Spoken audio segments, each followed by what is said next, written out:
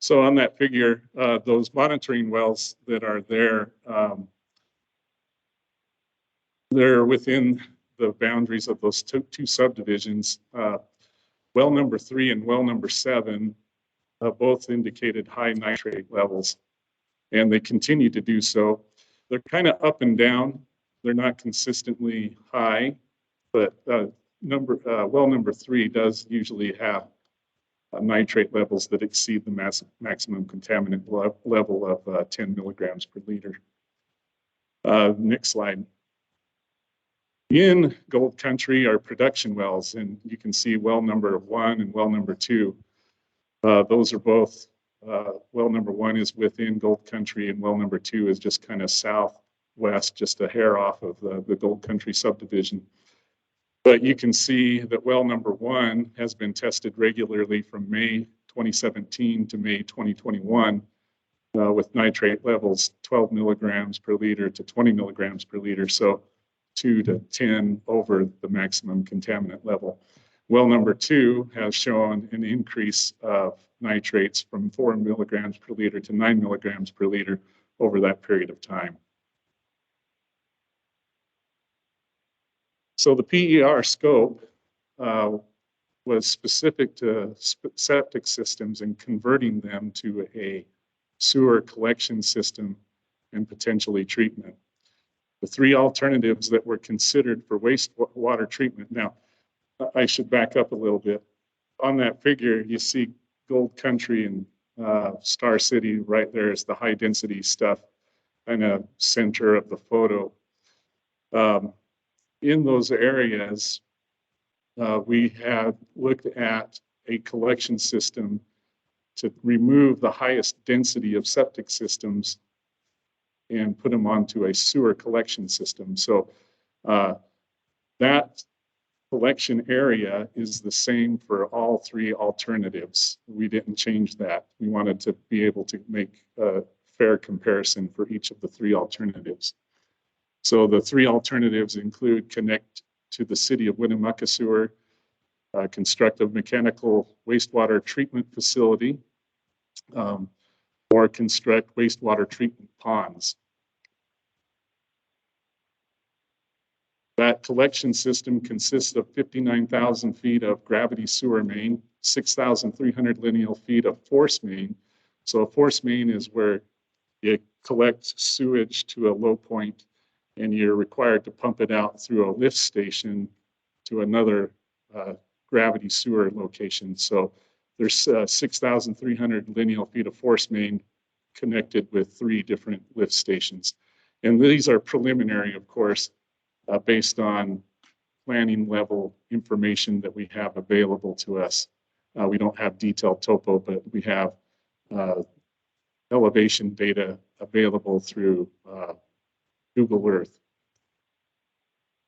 So in this alternative, beside the collection system, there's a 15,800 lineal feet of force main that would go along Grass Valley Road from Star City up to the sewer at Potato Place, just on the north side of Walmart.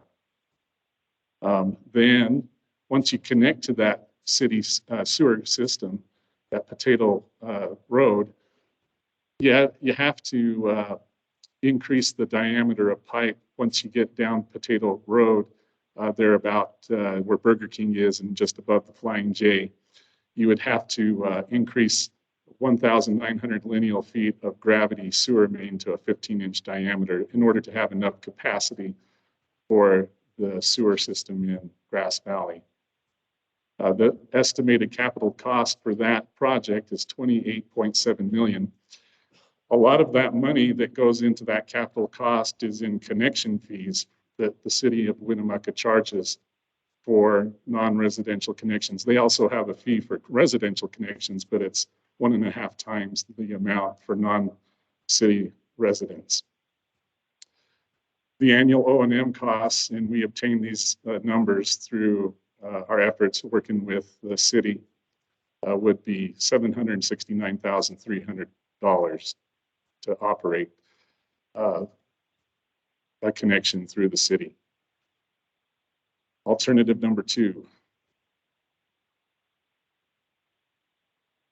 So alternative number 2 has the same collection system, 59,000 feet of gravity sewer, 6,300 feet of force main, 3 lift stations, but we looked at a mechanical treatment facility. Now, this location is shown as a preliminary location. There still needs to be work to determine where exactly it would go, but we have had positive feedback from landowners near that area that may allow us something to go there. We would keep it as close to the railroad tracks as possible. Disposal of the treated effluent from the mechanical treatment facility would require rapid infiltration basins. Now, there is also reuse applications where you can reuse treated effluent, and there are a number of pivots that are located south on Grass Valley Road. Certainly, the treatment facility would give the quality of water necessary to allow reuse of that water, but it's not a part of the scope of this study. But just keep that in mind, that there is an opportunity to have a reuse application where you could reduce the amount of water being drawn through the aquifer for irrigation at those pivots. Farmers were interested in it. The capital cost of this option, $27.8 million, with an annual O&M of $353,700. Alternative number 3, construct treatment ponds. Same as the other option, alternative number 2. The difference being, instead of mechanical treatment, there is treatment ponds. Now, treatment ponds are not as effective at removing nitrates as mechanical treatment.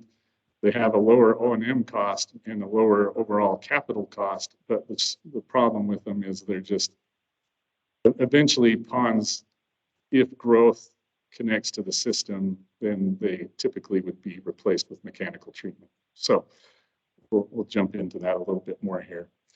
Here's a side-by-side comparison of the 3 alternatives, doing a net present value, and the net present value rate, discount rate of -0.5%. Now that number comes from the Office of the White House Budget Management, I believe is what it's called, and that's what they require us to do. So you can see alternative 1 has the highest net present value. That's connecting to the city of Winnemucca Sewer at $45,700,000. Alternative 2, mechanical wastewater treatment, $35.5 million. And alternative 3, $30.8 million roughly. So the least expensive alternative in net present value terms is alternative 3, treatment ponds. However, the ponds will limit growth in Grass Valley. If anything comes up here in this region, say that lithium mine that's potentially going to develop up north, there's a limitation to the number of units that could be developed within Grass Valley with ponds. There's just a limit on the capacity. Also, the ponds, as noted earlier, do not remove the nitrates as effectively as mechanical treatment is concerned. In addition to monetary considerations, we have non-monetary alternative comparison here. This is ranked, has the 3 alternatives side by side, the lowest score being the best, the higher score being less effective. You can see we looked at things ranging from constructability, flexibility, and so forth, land requirements, master planning, emphasis. So that's in consideration of the Humboldt County Master Plan. And the best score comes for alternative number 2 when you consider these other options, environmental impact and so forth. So with the monetary considerations and the non-monetary considerations, the selected alternative of the PER was mechanical treatment, alternative number 2. That's on the next slide. So that would include the 59,000 lineal feet of collection pipe, 6,300 lineal feet of force main, approximately 3 lift stations, a lift station and at the treatment facility and the treatment facility itself, rapid infiltration basins. We did a preliminary environmental assessment for the area. It came back that there were no significant impacts to the environment or the habitations for wildlife in the area. This is the opinion probable cost for this project, the selected alternative. Roughly, the treatment facility itself would cost $5 million. Electrical systems associated with that and lift stations would be nearly $800,000. The collection system, roughly $15.6 million. Lift stations, $700,000. And there's non-construction costs, which includes some construction contingency money, purchase of land, easements, design development, legal, so forth. And then you can see the annual operations and maintenance costs there of $353,700. These numbers, of course, are based on our best available knowledge, based on similar projects and construction costs that are currently going on. With inflation the way it is these days, it's hard to predict exactly which way things will go, but we feel these numbers are conservative. However, inflation at 9% may not make them too conservative. This is a budget example. If the county were to proceed and were able to finance $1.1 million of the project through USDA with a 2.275% interest, 20-year loan, and ended up with a 96% principal forgiveness loan, you would end up with $2,500 a year in annual budget that would be in reserve. The residents would be charged $55 a month, and commercial service fees would be 1 and 2.5 times the amount. That's based on what City of Winnemucca does, and they would be charged at $137.50 for their monthly service. So this is just an example. We don't have really good understanding yet of what funding is available, what if the entire thing would require a loan or if the entire thing would receive a principal forgiveness loan. So that's part of the purpose of this meeting here today. Recommendations, we are looking for feedback based on the previous slides. We need to continue to inform the public about the risks of nitrates in their water. We also need to look at easements, land leases or purchases, permits and so forth that need to be buttoned up or tightened up in their selection.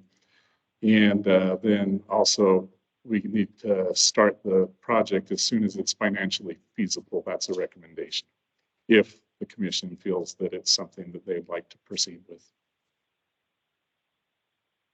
So that's the brief overview.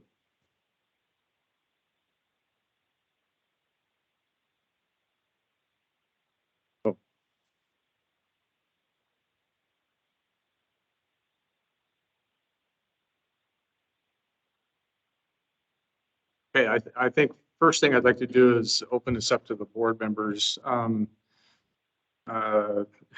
Drinking out of a fire hose, but I think there's a lot of material out here to discuss. I'm going to go ahead, since I've got the mic in my hand, I'm going to go ahead and ask a couple of questions.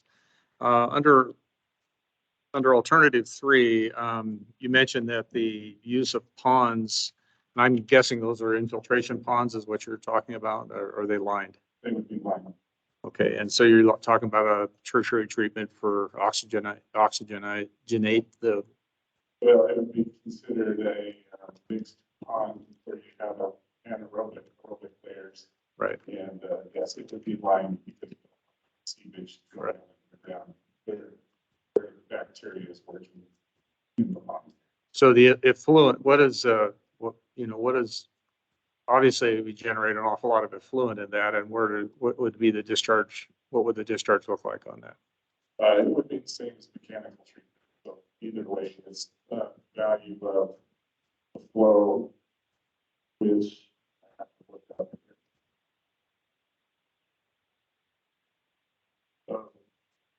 200 and roughly 70,000 gallons per day. Okay. And you're looking at what, a bioremediation, or are you looking at injection? I mean, obviously you're going to do something with nitrates before it gets back to the groundwater or even on the surface runoff. So the nitrates and so forth, when you have a treatment pond, they are settling out to a certain degree. What you end up with is an effluent that roughly goes from 10 milligrams per liter to say 25 milligrams. Basically, cutting in half what a typical septic system would do, which is about 50 to 60 grams per liter nitrate discharge. So, the ponds have an overflow pond where treated effluent then would be pumped or discharged into those rapid infiltration basins. So then, and I'm just trying to get my arms around the volume of effluent water that we're going to have there. I know in many, when I was researching a lot of this here a number of years ago, and especially back east, there's a lot of push for bioremediation, utilizing that effluent water for things such as agriculture, for trying to utilize that nitrate. Obviously, it's got a value as well in certain circumstances and whatnot. I'm wondering, how does this lend itself well to that? It's what we would consider a lower quality effluent, and would then you would have reuse applications with it, but you would have restrictions with it. So they classify reuse water as Class A, B, C, D, E. Treatment ponds would typically give a lower class treatment, where mechanical treatment would do a Class B, where you wouldn't have to fence off the location that you bring water. You could have it in spray irrigation as long as it wasn't in a public place. Right. So treatment ponds, though, you would be looking at more of a Class C, Class B. Yeah, you would be required to isolate that then from the public. Yes. Yeah. Okay. Right. Yes. Right. Okay. Yeah. You have anything? Question I had was if you were to build the system too, you had the salaries, and I forget what that number was, but is that for one or two people? I guess I would ask that of Alicia, how many people do you take to operate the cities?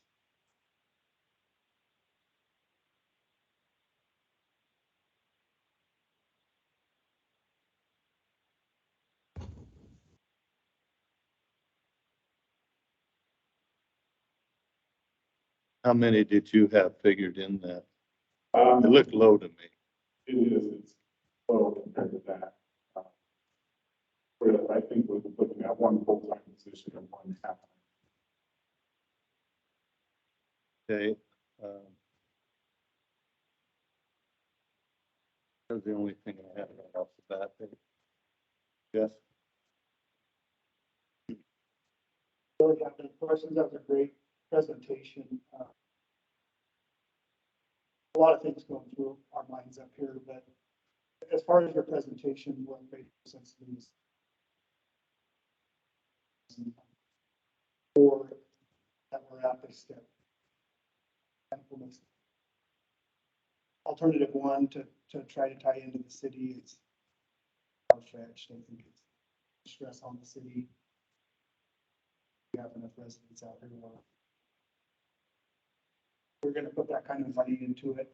We want to build service out here, and not stress another source that we have, so. And honestly, looking at just the ribs, just the infiltration without the.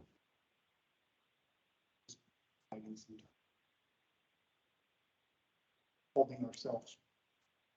We're knocking ourselves, I guess, we're even though we.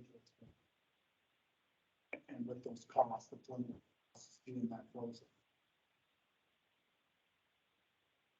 Would be where we'd be.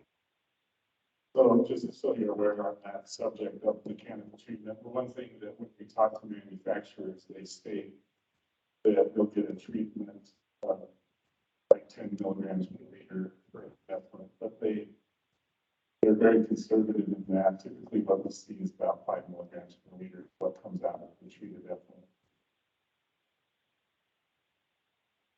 That's all. Yeah, I too read through the whole thing here and it answered a lot of questions, but you know, I guess the facility that you're suggesting, it would take in Low Country, Star City, but will there be opportunity to work? If we're going to fix this problem, we're going to have to get rid of as many septic tanks as possible.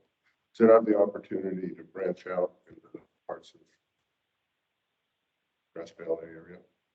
Yes, so we did look at that with the master sewer report for the Grass Valley area.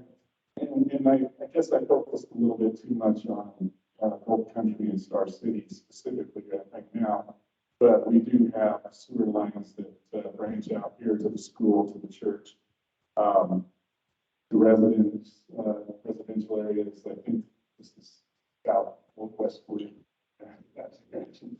Like, got my orientation right, but so some of that area, and then we have a sewer main also located along the airport.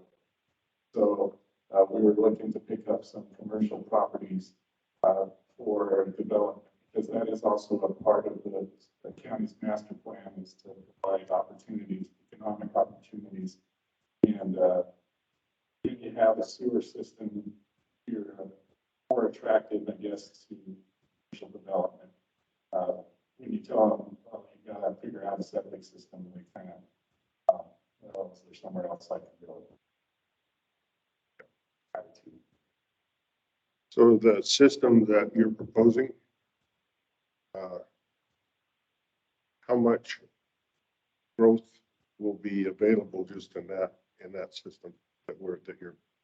So this initial phase would allow for an additional 234 equivalent residents. But then these are just numbers too, based on the best available information for us. So these numbers are typically conservative, and they get a little more out of it. It's just hard to tell because we don't know what really is coming through the septic systems as far as what the residents discharge. So the system would approximately service 1,000 households? Yeah, so. Yeah, roughly, including future growth. So 638 equivalent residential units is the existing. There's a certain acreage of commercial and public facilities. And then we were looking at some additional areas of future growth for commercial. So yes, roughly about 1,000 equivalent units.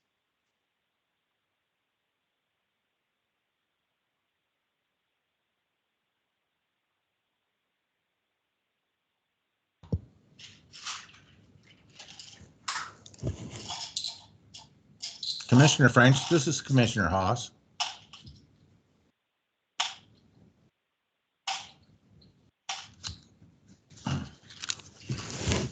So to answer your question, smell, there will be some smell issues. Typically, it's an extended aeration facility is what we're looking at. And when you keep air in your sewer treatment, that reduces smell. Okay. So the thing that kind of gets a little bit swampy and musty is the sludge that you press out, but it would be housed in a building. So, Brent, what do you see typically when we have a sludge press, like at some of the other facilities like Virginia City or Canyon GID or? Yeah, you can have some odors in wastewater treatment plant, but the way that we design this, you have a chance at controlling odors. There's odors put into the building, things like. We're trying to place it far enough away where it's not going to impact. So, mechanical plant, you have a much better chance at, with that sludge too, you fill a bin and you haul it. Oh, yeah. In the fall and spring in a pond in particular, it turns over. And those 2 times a year, you really get some ripe smells.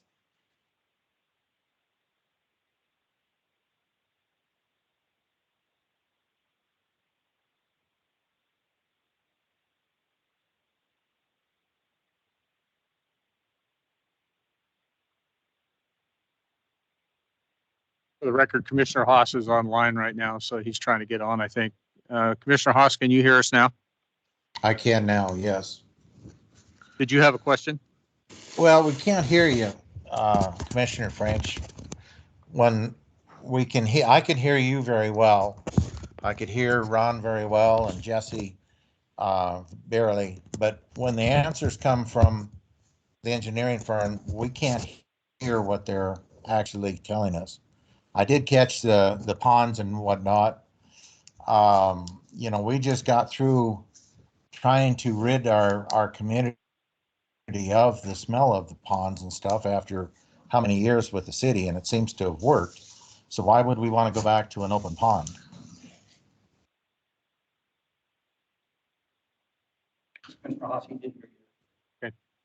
We'll try to, we'll try to get this.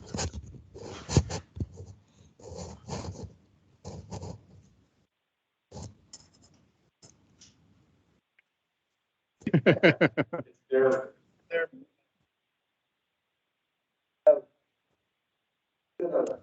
right now, a lot of information out there. Probably this is the first time we're on close to it.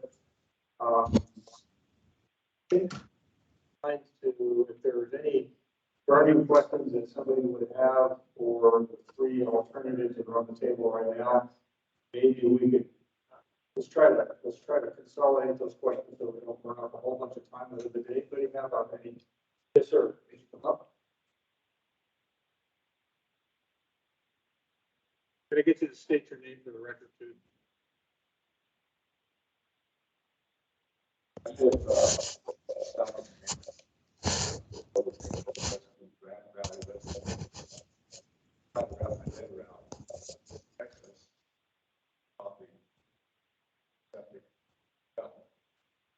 This sounds to me like it's something for people in the city.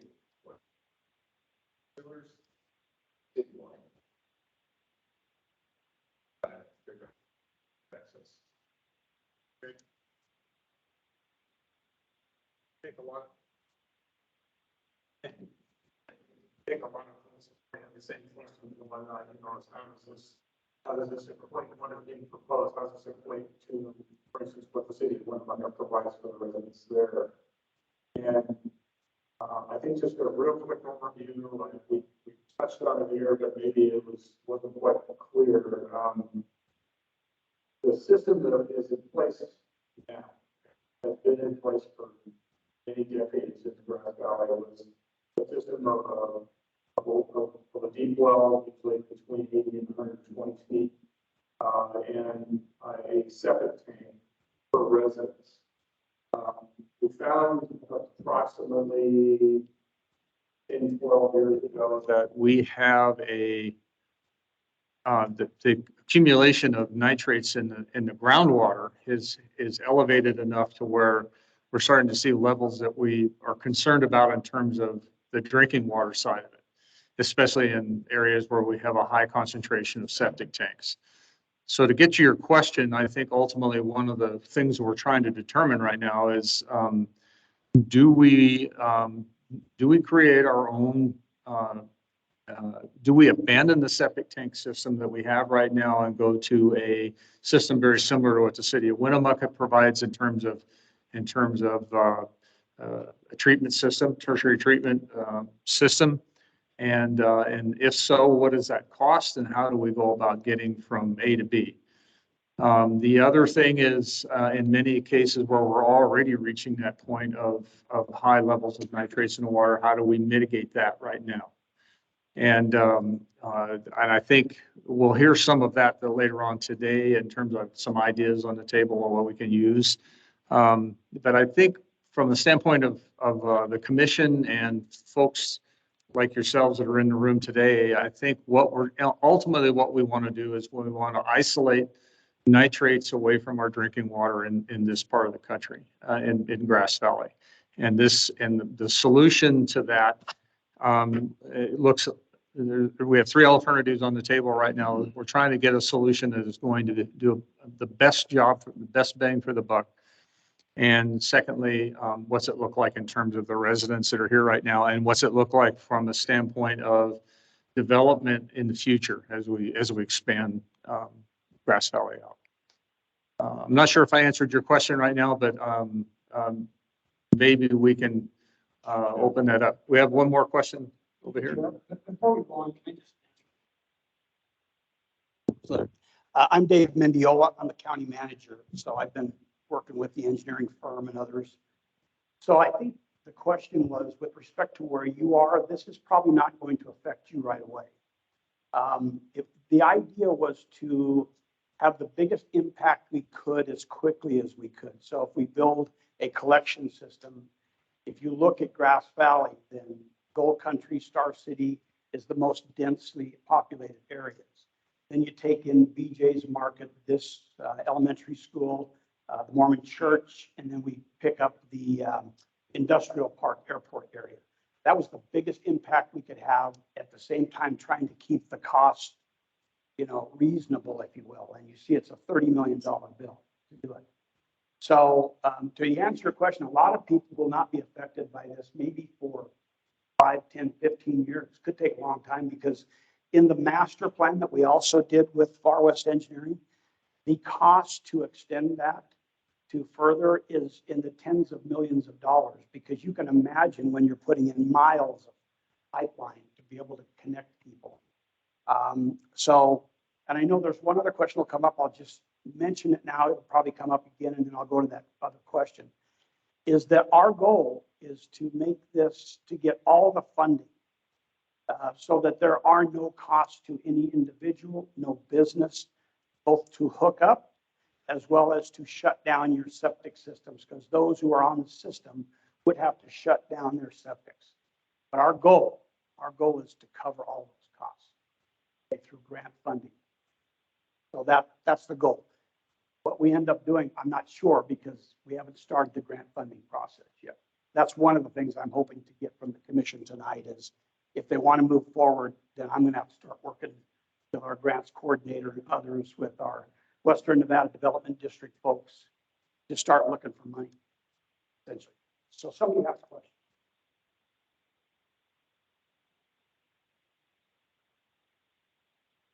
I have a question for the engineering firm. Was there a risk assessment done with this study? And if so,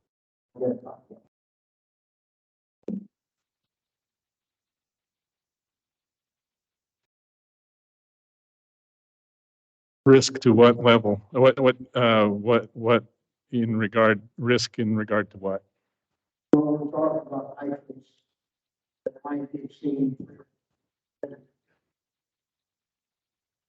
And do we have a risk assessment that says what the increase in nitrates is going to be as far as health, as far as environmental, regular risk assessment? Okay, so I understand your question.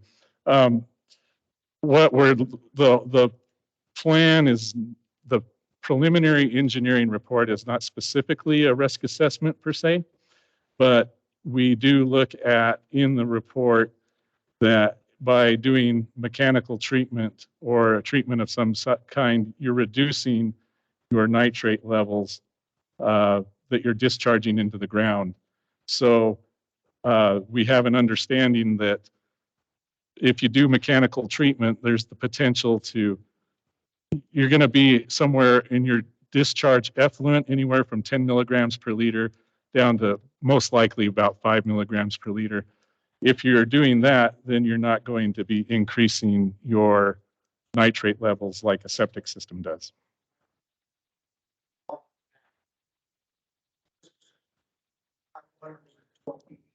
Uh-huh. Okay.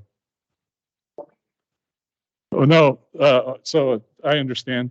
12 ppm, I do not, all I can state is what the EPA states, and the EPA states that 10 milligrams per liter should be the maximum contaminant level. So is 12 going to hurt somebody versus 10?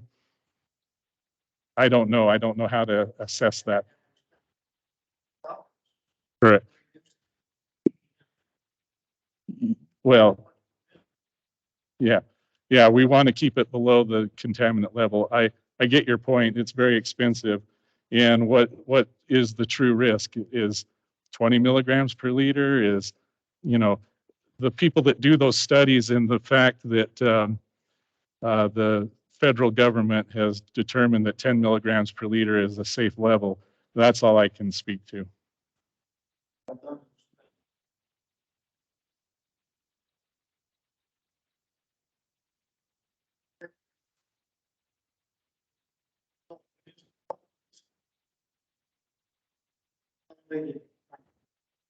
Yeah.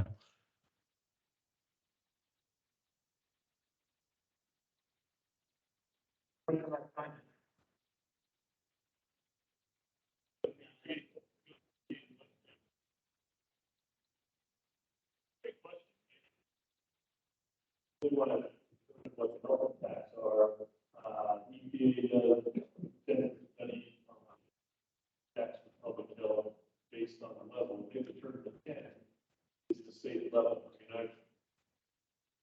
Other things such as impacts to those who are pregnant could have an impact on the health of the baby, cancer risk, etc. So, but they're more longer-term type risks, you know, so it's not an acute risk where you get glass and have an impact. But it's like you live in the area for a long time and you're ingesting water that's quite substandard. That's not, this is significant health. That's not something in our scope of work.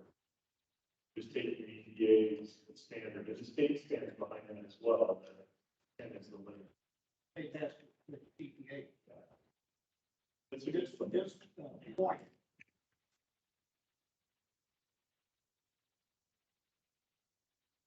Just one point along that line. The atmosphere is 78% nitrogen. As the rain falls through that atmosphere, picks up nitrogen, and makes my grass grow about half inch. Does really good. So it seems to me that we're picking at seed around trying to plant something. But if 78% of the atmosphere is nitrogen, and we're already about 10 parts per billion in the water, sounds a little, $30 million, come on. I appreciate your,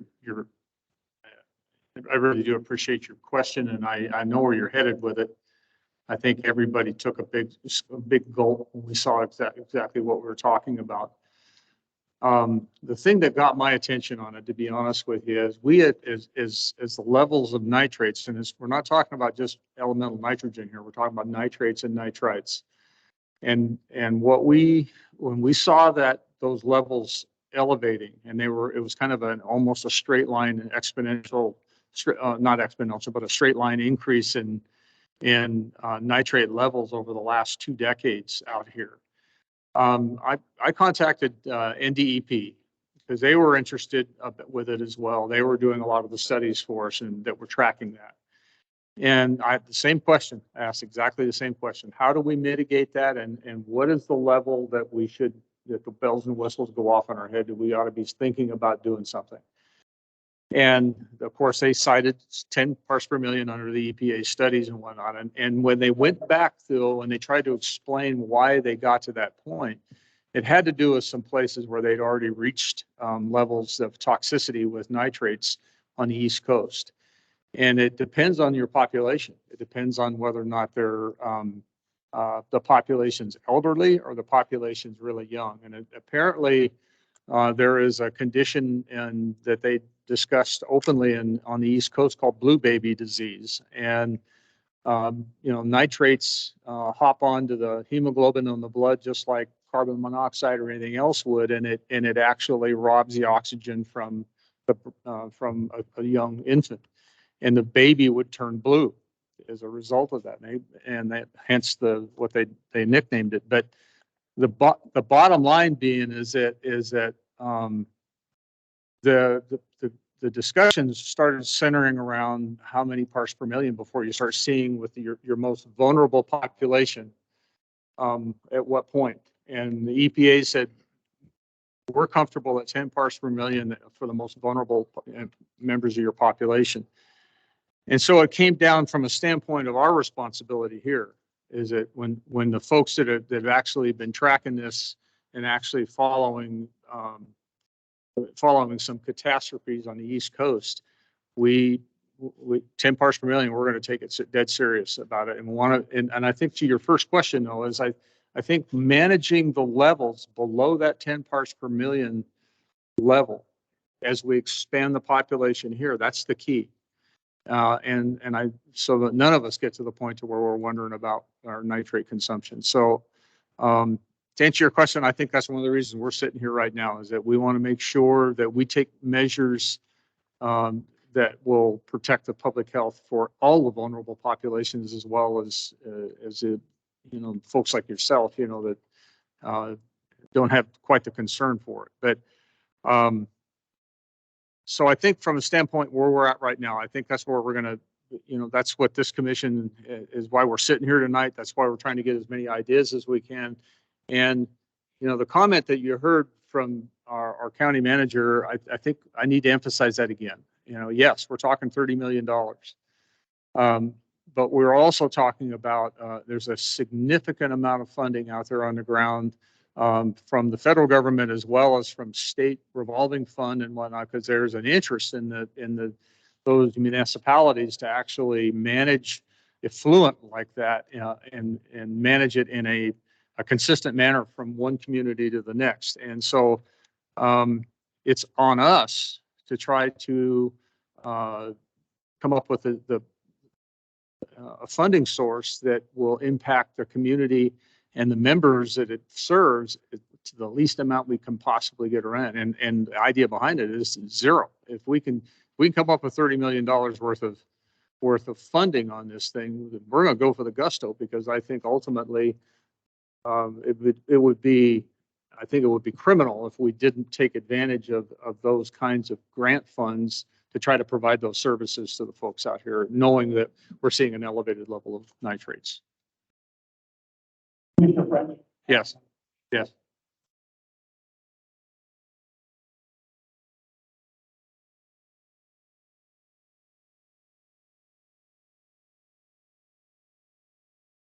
Terry, sorry. You guys know if you live out here, there's a development that just went out, with smaller 1 acre lots right now in Germain near the church and the school here. So my question is are you guys looking at the greater Grass Valley area, the larger map, like you kind of spoke to, and are you going to allow these continued, 1 acre lots versus historically they've been 4 or 5 acres, with the future development of Grass Valley? And if so, are we going to be added into the plan now? Because I'm just concerned with, again, living near that area where this subdivision went in, that we're going to deal with this in 5-10 years.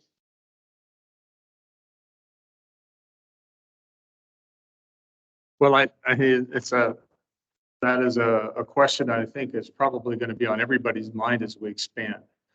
I believe that where we sit right now, given the levels of nitrates that we're seeing at this moment, is a function of a kind of taking a blind eye to the development that occurred years ago. And I'm not laying fault at anybody's feet on this, because I think everybody had an interest in expanding opportunity and housing across the greater Grass Valley area. And I don't believe they had the information at the time to lead them any other direction.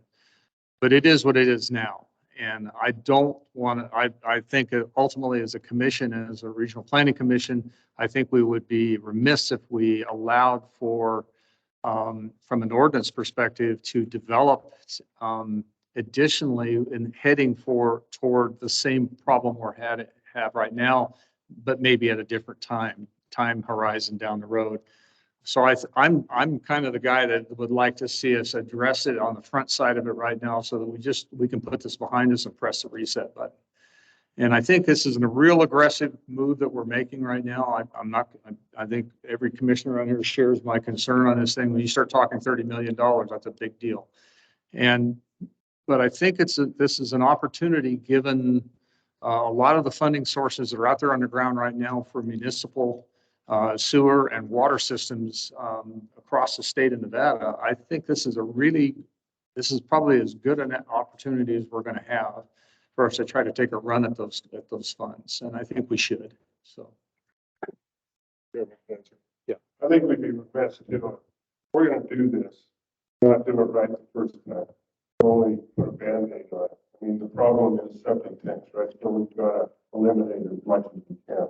And of course, the more users we put on this, the cheaper it's going to be for everybody. The more users pay for the system, then that $30 million doesn't look quite as ridiculous as it is, because you've got that many more people, and it's taking care of that many more people. So, yeah, this is from my perspective as a commissioner. I'm going to want as many people on this system as we can get. Of course, we can't do it all at once, but it's got to be put in place in a way that we can add to, it may take 25 years to get it done.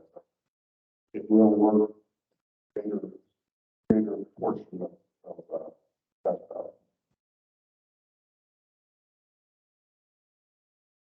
I'm sorry, I didn't hear that. What will affect your property tax?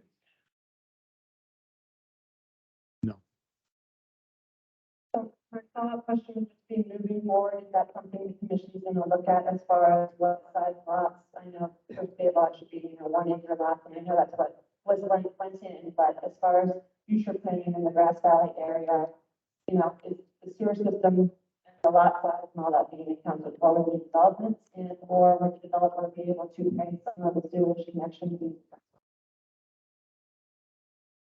I'll answer part of that question. So the plan, the discussion that we had is that the developer comes in, they're going to develop a certain, we're going to connect them to the system. The developer would have to cover the cost of connecting. So that would be part of the cost of that residence that somebody built. It would not go to the county commission or the Humboldt County residents. So that's how that would be covered. And then of course, I've got like 3 in front of me, so hang on 1 second. Hi, my name is Dennis Savard. I'm probably going to step on some toes here, but sounds like you're saying the nitrates are coming from the septic system. Doesn't nitrate also come from fertilizer? Because we have a lot of ranches and farms and dairies and stuff out here. Is that some of the runoff concern you guys have? Trust me, we actually thought about that as well. In matter of fact, I wish we'd have brought all of the maps with us today, but I call them the bullseye maps, because the nitrate levels based on what I call ground zero. You could draw the lines. Yes, there are in those areas where they've had extensive agricultural fertilizing of crops and whatnot. You can see elevated levels of nitrates in the groundwater in conjunction with those properties.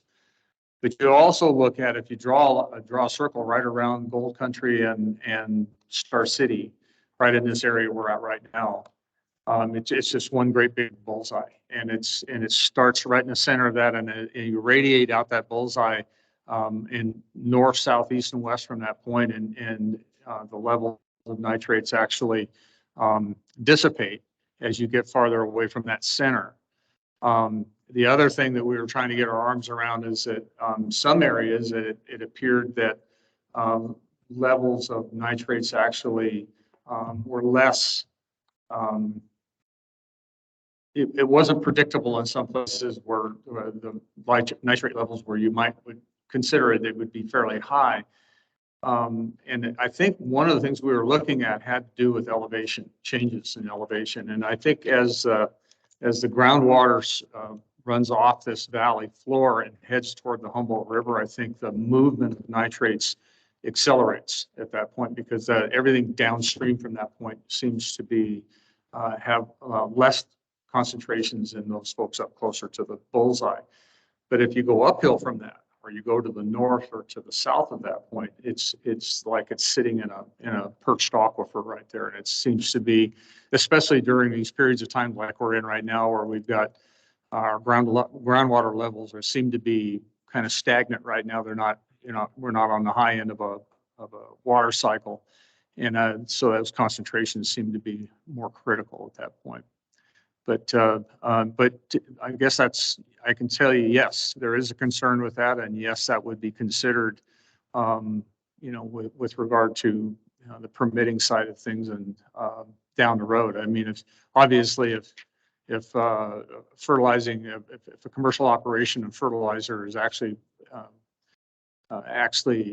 is being used to the point to where it is fouling the groundwater with nitrates and whatnot, that there's a regulatory oversight for that as well. So.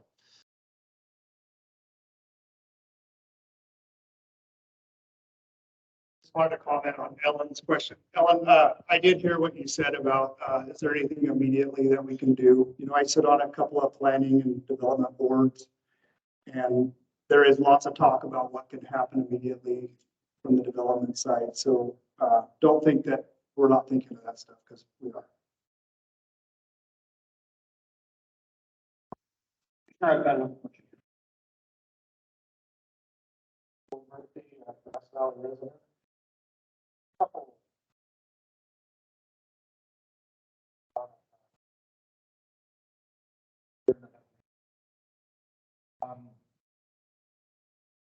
Far west probably is the evening questions from I would like to highlight is very good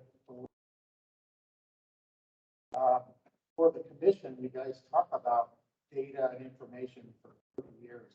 Have you thought of putting out a data room where anybody can go in and access this data? It's kind of tough to come by, and a lot of it comes by word of mouth, and a lot of people out there it's mean to them and what they're going to do.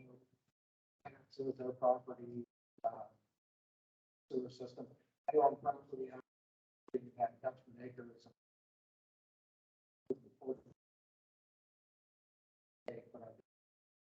$6,000 water bills for the water for not counting sewage. Stuff that people are concerned about. Data room would allow people to get in, look at all these reports, all these studies, this information, and then ask questions on the data room that you guys can disseminate out to Far West or others. It's a very good report they put together. I've seen it. Generates as many and more questions as to what percent American said it himself. When it was done, what's going on with land purchase. You can only put in on a preliminary report a guesstimation of what you're going to spend. Is this 30 million? People are upset about 30 million. They'll wait until it becomes 58 because of land prices, the deals you have to make, or the cost of increase. We don't know the economy. So used to doing multi-million, billion-dollar projects, and to go out 5% from the port is not unheard of. Second question is, I live people here.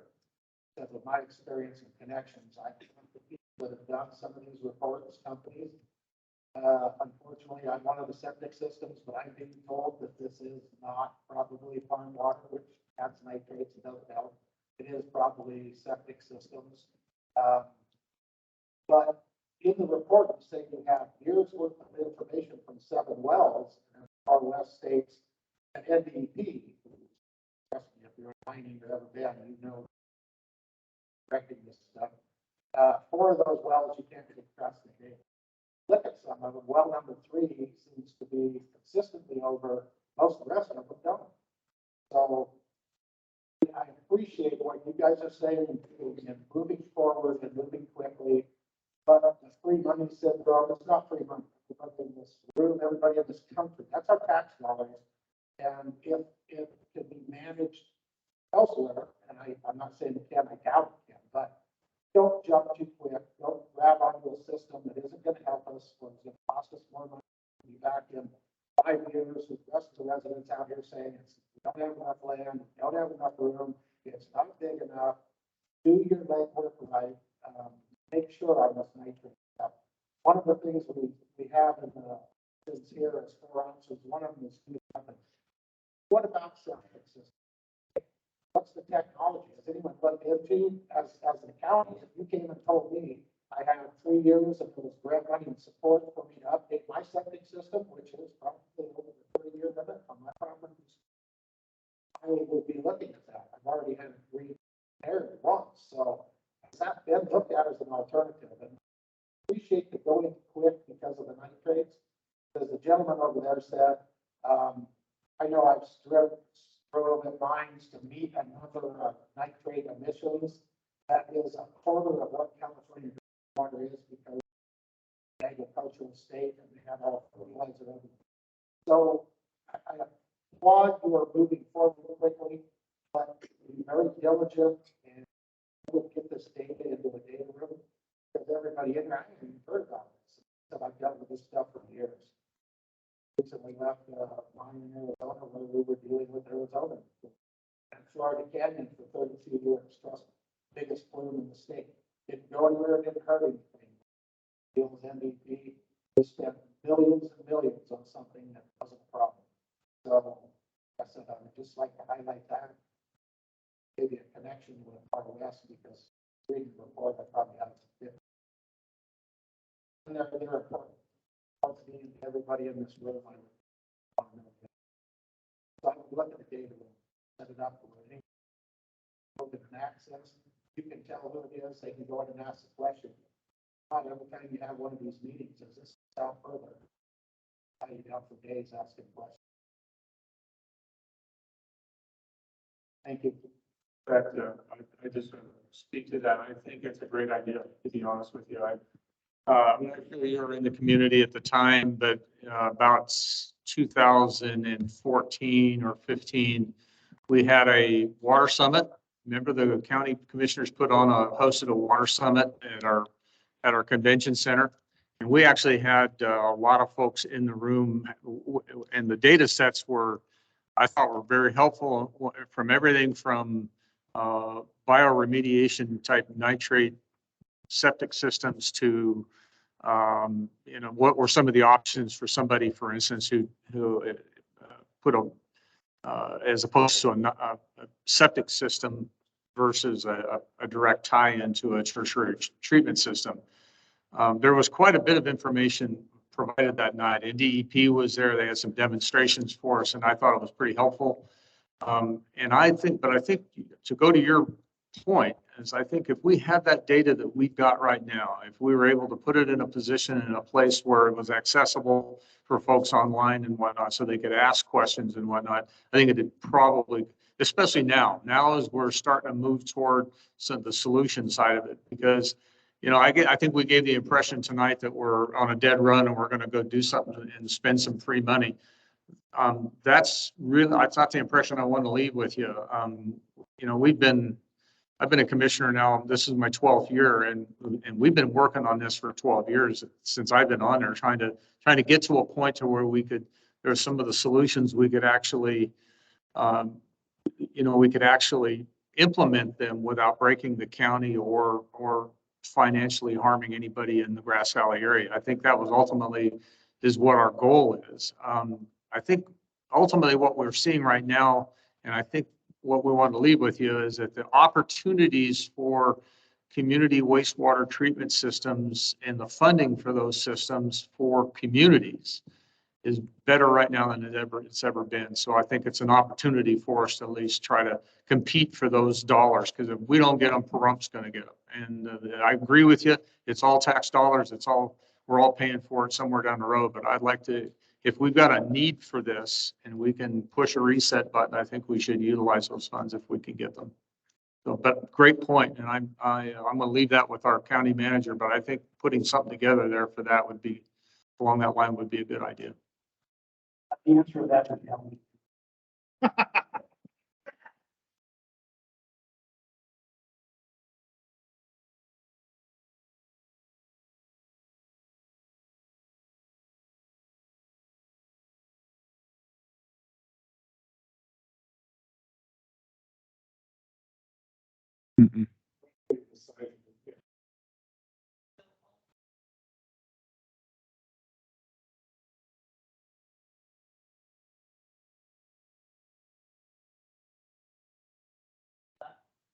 So the expansion on that isn't very large, is that correct?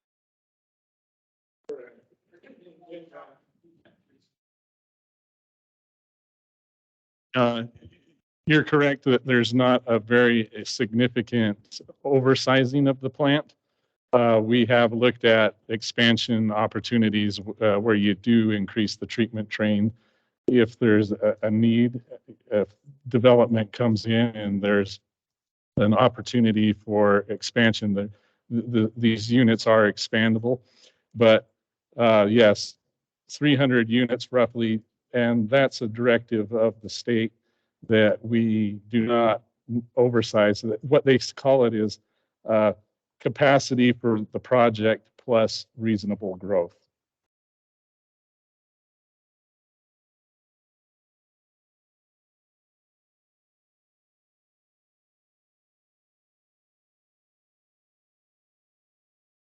Well, you would double the size essentially of your treatment facility by about $5 million.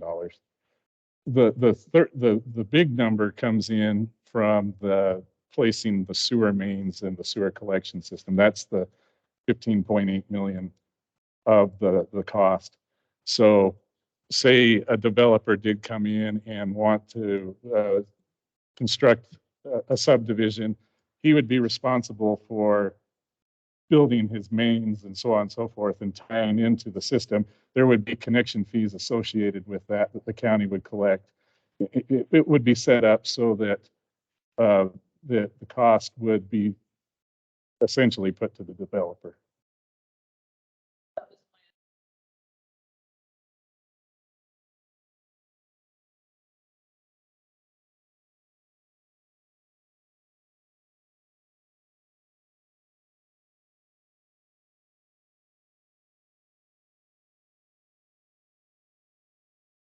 The other thing I wanted to ask was, I don't know how long this is going to take for us to implement a sewer system in this area, if that's what we need.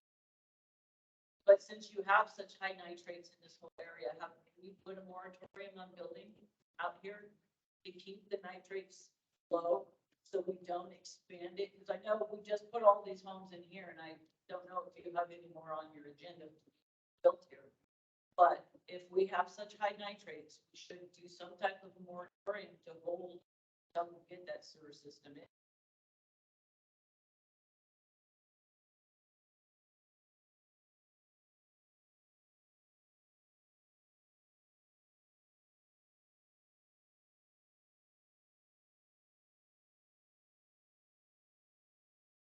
Hear that one? Anybody else?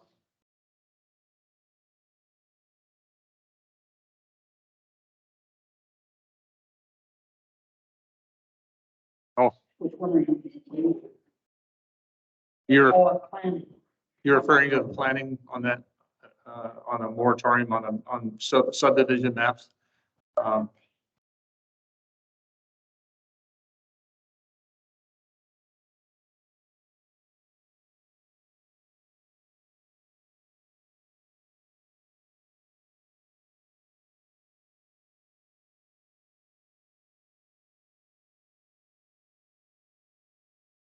or not after approve. Make sure that you are all aware of that and you don't exceed the scope of the agenda, so it's not violate meeting law.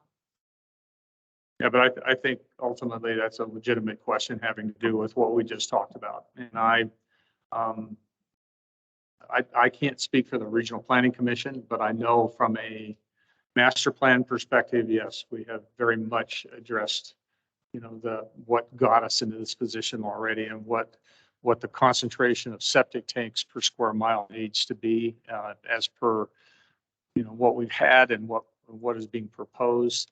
And I would say, we're very much interested in limiting any additional concentrations of nitrates for sure. And I just want to add, Commissioner, this is just the beginning. We've got a lot more work to do, I think, our things that you got. This is a preliminary engineering report. So the idea being that, in order to stop nitrates from continuing to increase over years, you have to do something because they will just go off the map eventually. So in my mind, this is an answer to that. There is some funding available, we think. Obviously, if we don't have the funding, it's not going to be done anyway. But we're still working on several sources of that funding right now. So the one thing on this agenda item is, EA Maddox mentioned, is that we just want them to accept the preliminary engineering report. No decisions are being made tonight that we're moving forward or doing anything. It's just mainly just wanted to look at the report, questions, and then there's going to be more of these meetings to come. Mark Evans. And just to be clear, the intended of 31 years ago in this very place, talk about the preliminary reports that were being put together to address the density issue associated with septic and potential groundwater contamination. So I think the preliminary engineering report is just that, feasibility, whatever you call it. But I think it's time to kind of move forward, as opposed to sitting here and apologizing for, kicking things off and wanting to go slow. It's time to make some decisions and move forward. There's information out there that suggests that we are having a problem associated with groundwater contamination that ties to septic and other things. But I sure hope we don't get afraid of ourselves and afraid of moving forward here. We need to solve this problem, get it into place. If you think about it, 30 years ago, we would have taken more aggressive action. Issues about potentially density and size of development, who pays for what as it goes in, we probably wouldn't be sitting here today. So, stating the obvious, but yeah, I think we need to keep foot on the pedal. Thank you. Anybody else?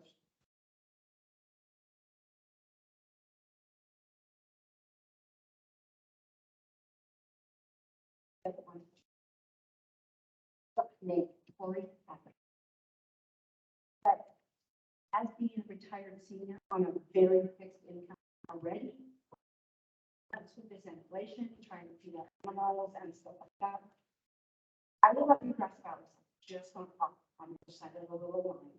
And I'd like to know how you think somebody like us, and I'm telling you, maybe as much as 60%, if not more, of the people out here that you're talking about, fixed incomes. My husband recently just had cancer. There's no way he can go back to work. I can't go back to work. So we're living on a budget. And now they're going to tell us that eventually it's going to come this way.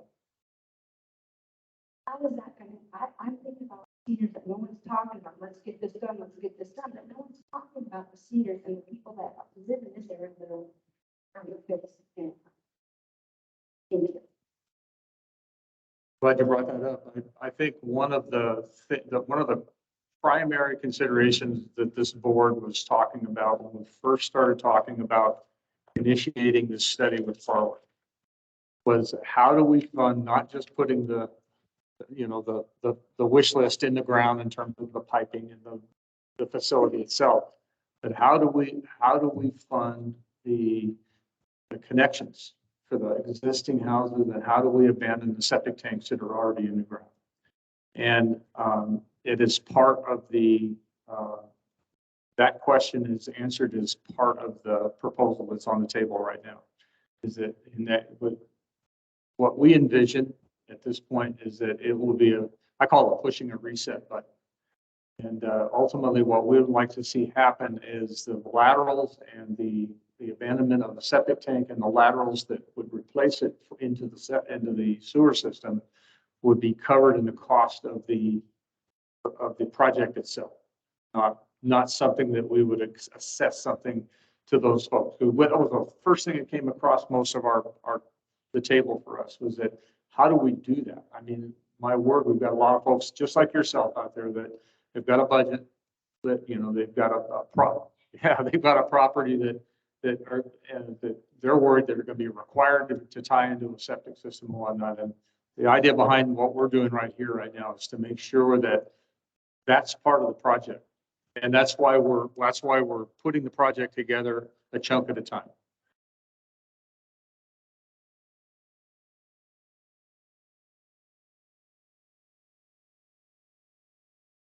Oh, got you.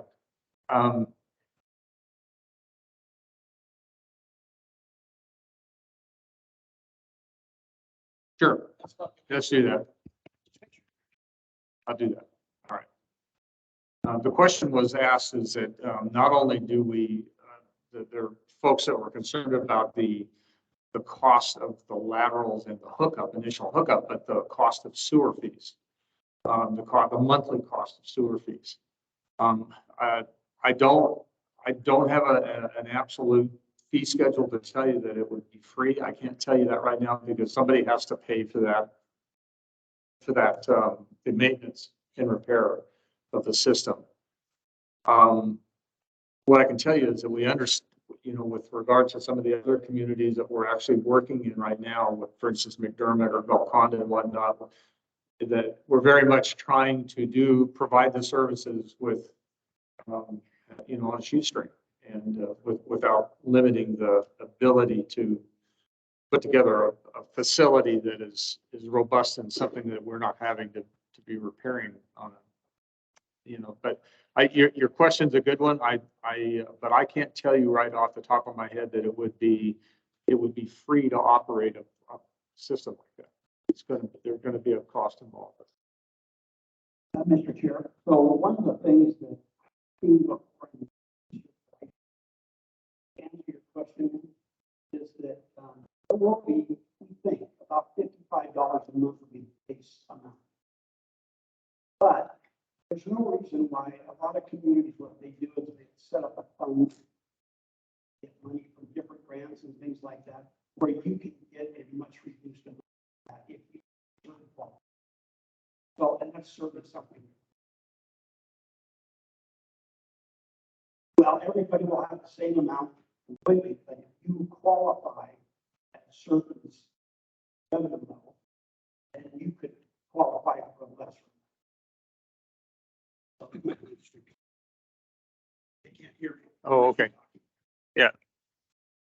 The question was, is there a system in place that would allow for the subsidy of people who are on the system who can't afford just the monthly operating fees? And the answer to the question had to do with the grant funding and the ability for the community to actually put together a fund which would allow people to apply based on economic need for a reduced fee schedule. And that's yet to be that I have seen yet, any kind of a fee schedule that way. But I think certainly that is a question that came out of this meeting today that we're going to need to discuss down the road and see how we can meet that requirement, that need for the community.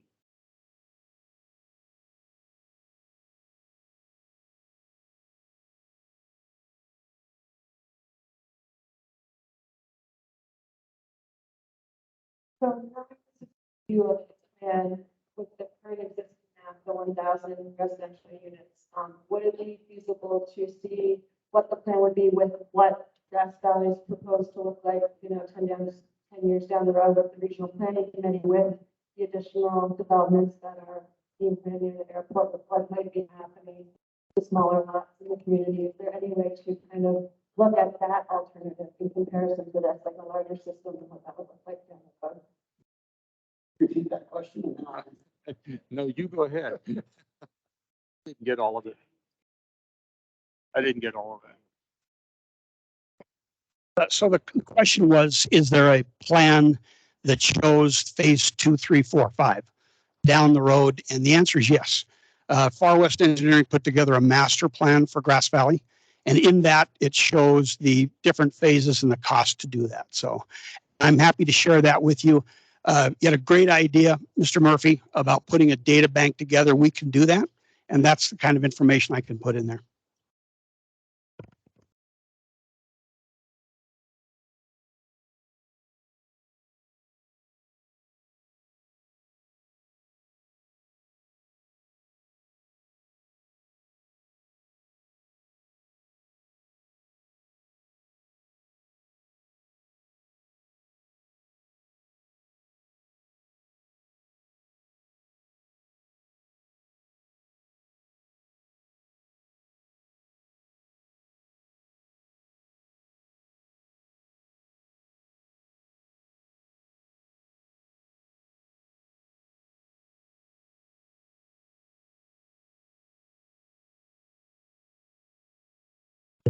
Yeah, the question was asked in our data room. Would there be availability for some sort of interpretation of the data sheets so that folks that don't have that kind of background could understand fully exactly what the data means?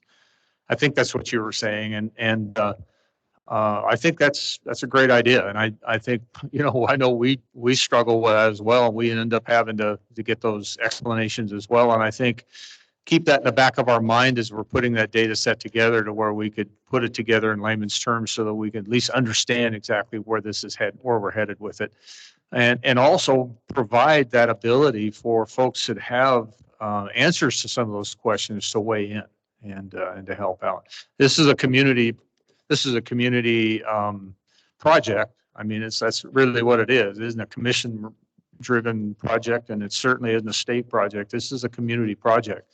And I think that's one of the reasons why we had the water summit before and why we're having this tonight, is that we want to make sure that we engage as many folks as we can to get those ideas out on the table, and so that everybody has a better idea as to why we're doing what we're doing or what we're thinking about, and try to take that data and utilize so you can understand the decisions that we're going to have to make. Obviously tonight we're going to make a decision to accept this plan or not, and to move forward with and direct the county manager's office to actually pursue the funding side of it through our grant writers, and so that we can, because obviously until we get that money put aside, we're spinning our wheels. So, but we need to start with this, and we need to move forward with it. I mean, it was an aggressive move on our part to engage Far West Engineering to do the work that's being presented tonight. And it was our first step. And the second step right now is to determine what we're going to do with that data, and then inform the community, what exactly are the decisions and where we're going to go with it. So.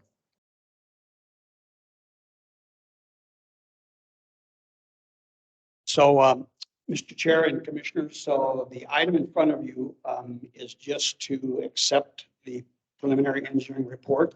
And part of the reason that's so important is because we can't even apply for a grant without an approved or accepted PER. Okay, just so you know. So I can't even begin the process without that.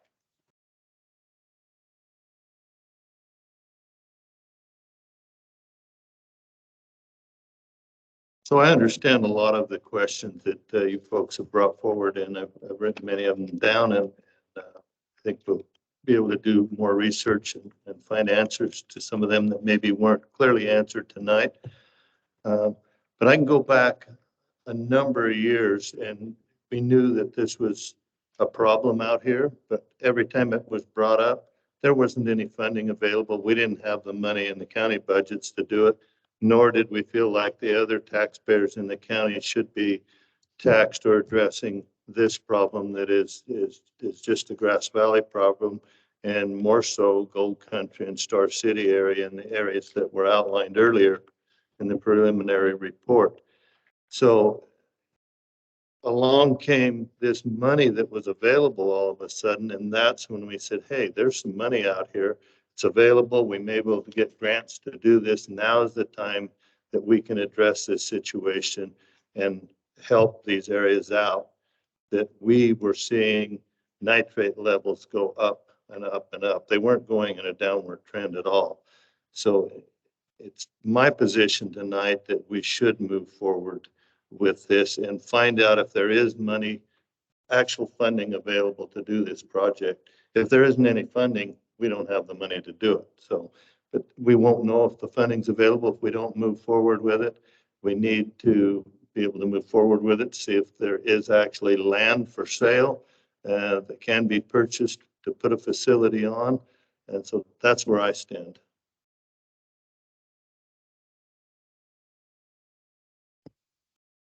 That's Commissioner Hill. So I just want to understand the motion, Dave. So what you're asking, or what we're asking, is that we approve the preliminary engineering and we grant you permission to look for funding for the project and look for funding for land or acquire the land. It says to acquire the land.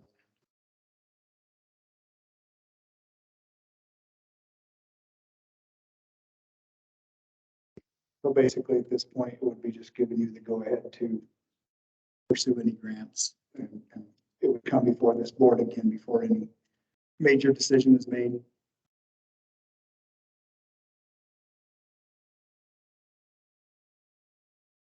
Okay, so at this stage, I think we're at a point right now where I'd be looking for a motion. Yes, I would make a motion that we approve the report that was given to us tonight from Far West Engineering. And my other part of the motion would be to give the county manager the authority to pursue grant funding for the project and cost of possible land sites for wastewater treatment facility. And to request further studies to table the issues, other future considerations. Mr. Chair, Commissioner Haas is online. Do you want me to see if he has any questions? Yes. Please. Commissioner Haas, you can hear me if you've got any additional comments or questions before we move on any kind of a motion. This is Commissioner Haas. I don't believe we have enough information in front of us to move on. What was originally given to the management was to engage with the engineers to come up with answers for this, and answering it also was brought in, what was available for funds and different stuff. I don't know what we spent on the engineering so far, but I imagine it's been a pretty good sized chunk of money. And we haven't come up with any definite plan or a definite anything to present to the state as to what we would like to do. So I'm not in favor of moving this plan along as yet. I still want to pursue it. I asked to have it pursued earlier, and I'm still very much interested in it, but there's too many questions out there that are unanswered to be asking for money. Thank you. We have a motion on the floor right now. I just, before we move forward with the motion with a vote, I just would like to respond to that. I believe that the data that we have received specifically from Far West was initially requested by this board to put us in a position to actually weigh a series of alternatives. We received those alternatives this evening, and we're about to vote on the plan itself with the preferred alternative listed. I would say right now that the only alternative we have, if we don't take this move right now, the only alternative left is a no option, no alternative, no action alternative. And I'm just going to state for the record right now, in the 12 years I've been a commissioner, the no action alternative has put us in the position we're in right now. And I believe with the funding potential that is out there on the ground today, it is incumbent upon us to actually determine whether that funding applies to us and whether we can actually make a project out of this based on the data that we've been collecting since 1996. And I have to agree with Commissioner-elect Edith's bottom line is we're at a point right now where it's put the pedal down and actually see what we can get done here for the folks and see what happens. But if we chose to walk away from this right now, those alternatives dry up. I just have one question on that, Commissioner Hill. So without a clear, we had three options presented to us today. Without a clear direction in which option we're going to go with, what does that look like from a funding standpoint? Do we just say, hey, we're going to do something, give us some money? The answer to that is no. Either accept the PER as presented, which is alternative number 2, or do not accept it at all, which means table it. So in this motion, we would be accepting the mechanical. The preferred alternative that was listed by the engineering firm was alternative 2. I guess that begs some questions on my mind too. Is that have we done enough due diligence for the citizens out here that that's the best alternative that we have right now? I think at this stage in the game, Commissioner Hill, that I think this is the best data we have. We're obviously not in a position where we're going to be writing a check for a project at this point. I think there's going to be an awful lot of work done once we put the money to this thing. Once we obtain the grants that are out there. But to go back to county manager's comment earlier, and that is we can't even qualify for applying for those grants until we actually reach this point where we're at tonight. So this doesn't obligate us for option 2. At this moment in time, option 2 is what's recommended by Far West Engineering, and we have plenty of opportunities to tweak that as we move down the road. So. In other words, we can put the brakes on at any time.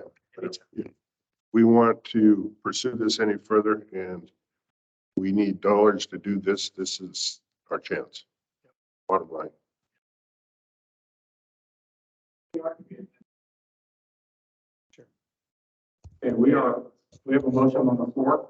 Any additional discussion on the motion? All in favor, signify by saying aye. Aye. Any opposed? Nay. Let the record show that Commissioner Hawks is opposed. Okay, this motion carried.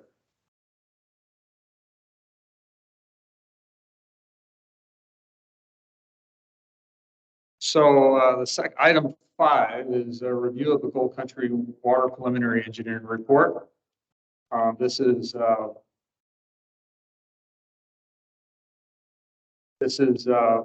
background information regarding the Gold Country water system, including the results of a preliminary engineering report that was completed earlier this year by One Water Consulting.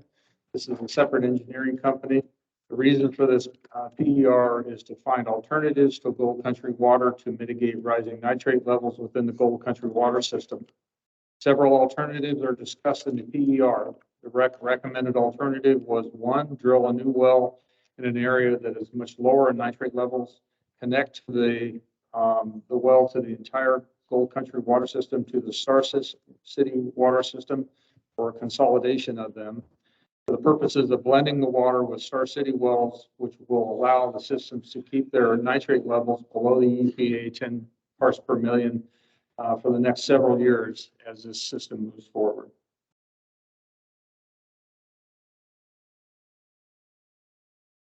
Welcome. Thank you, Chairman, Commissioners. Mark Forey. I'm Secretary Treasurer of Gold Country Water Company. I'm one of three owners. My family is one of three family trusts that bought the system from the Bombs and the Callers in 2001. So we've owned it for 21 years. As you may recall, we had a meeting 19 months ago where we discussed the history of the system and so on and so forth. For the sake of time, I'll try not to repeat all of that because I think all of you were present at that time. But just I'll briefly try to summarize here before getting to the PER. The nitrate level in Gold Country Well 1, as you heard before, it began rising in 2006 and exceeded the maximum contaminant level in 2011. In response to that particular nitrate issue, Gold Country negotiated an agreement with the city to acquire the Airport Industrial Park water system. That included 2 groundwater wells, which are very low in nitrate. Improvements were made to tie the 2 systems together, and the 2 systems began operating as one in 2012. So that was a consolidation in 2012.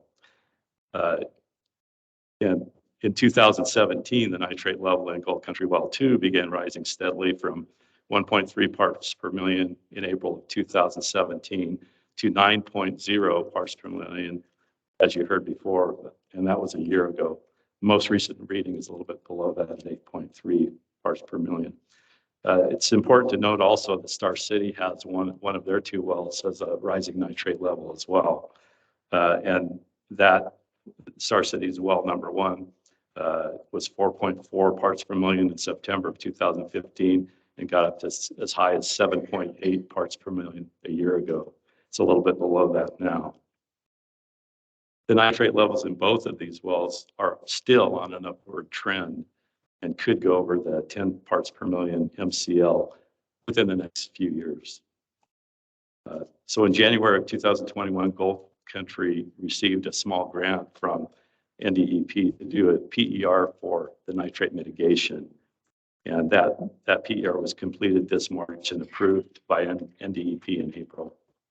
And as you heard before, that PER, I'll just briefly discuss what that found. That PER study looked at 18 different alternatives for nitrate mitigation, 5 alternatives for increasing the system storage and or pumping capacity, 10 alternatives for replacing lost production capacity, and 3 treatment alternatives. And so that was very carefully studied in the PER. There was an extensive groundwater model done in regard to replace the options of replacing lost capacity, and a preferred site was found for that. The preferred alternative is to drill a new well in the vicinity of Cloudburst and Thomas Canyon Road. That is a site that the groundwater model showed that would be able to stay under approximately 4 parts per million for the life of that well. So that is the preferred alternative. The estimated cost at the time of the cost estimate was 1.21 million. It's probably a little bit over that now as things have been going up, probably closer to 1.3 million or more. So that was a recommended project. There's also another recommendation in there that NDEP really wanted us to put in the report, and they endorsed it, and that is a consolidation of the Star City and the Gold Country system. The In regard to grant funding, there's grant funding available for the nitrate mitigation portion as well as the consolidation portion. And that totals about 1.85 million. I think you'll hear later from Dave, is that right? Jason Cooper of the SRO. He'll discuss the availability. So the NDEP has a priority list for these projects. This project is number one on the priority list. It combines both the nitrate mitigation and the consolidation project into one. And again, the amount available set aside right now is 1.85 million. Let me go on here. I think I'm about ready to open this first part up for questions. I think that would be probably best right at this time. And I'll go ahead and turn it over to the chairman of the board. Thank you.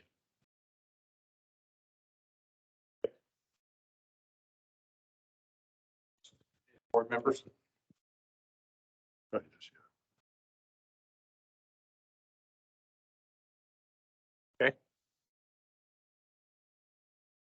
Commissioner Haas, did you have any questions for Mr. Forey? This Commissioner French, this is Commissioner Haas. Why would we be interested in buying a water system that's already having problems?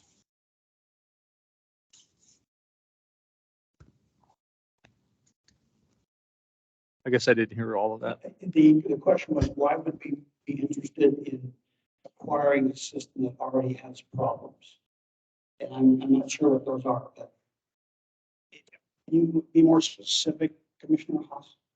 Why hasn't the problems been fixed? I mean, if it's as easy as sticking in another well to bring Gold Country up to or bring the nitrate levels down for their system, why hasn't it been done?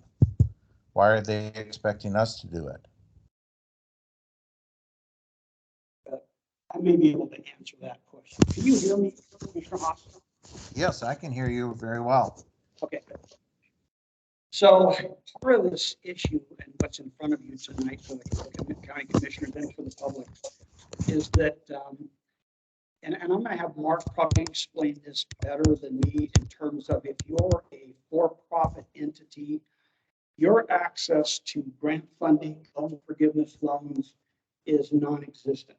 You have to get regular loans, which means that money has to be passed on to the residents that are using that facility. So part of the number one benefit to the county and the residents of Gold Country for this is if the county takes it on, we do have access to loan forgiveness loans and grants that we don't have to repay. So I guess the answer, I think the answer, and I'll let Mark answer it since the question was really directed to him, is I think the answer is that they could go do that, but those costs would be passed on to the users, which could increase their, their monthly fees, significantly. You want to go farther with that? Sure. Thank you. Yes, that's correct. Our situation in Gold Country right now is that we do not have access to $1.3 million to invest in a new well. We don't have that access. Our options are really to work with the county. That's number one option. Number two option would be to sell to another private company, which we could do. What the private company would do is they would expend that $1.3 million. They earn a rate of return on that. That would be approved by the Public Utilities Commission. Typical rate of return on that investment would be about 8 or 9%. If you do the math, that would be a very large rate increase for customers. So that's basically why we're here, why we're investigating this grant funding, and certainly up to the board as to whether they want to go forward with that or not. Thank you, Mark. Commissioner Hill. So one of your options from your preliminary engineering was to drill a $1.21 million well, and then one of the other options was to blend Star City and Gold Country water. Is that correct? That's a good question. It's the combining of the systems would, it really just allows for more reliability and flexibility where you could, if we build this 300-foot main connection on Jupiter, you can move water either direction based on what's needed. If there was a problem on one side, you could move water from one side to the other.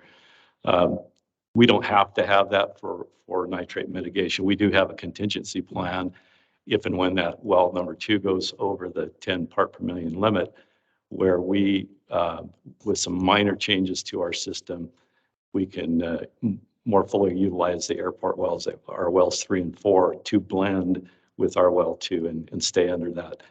The issue there is that all the demand is on the kind of on the Star City side, in the Gold Country Estate subdivision side, whereas those better wells are a couple miles away. So it becomes kind of a bit of an issue to do that, but that is our contingency plan.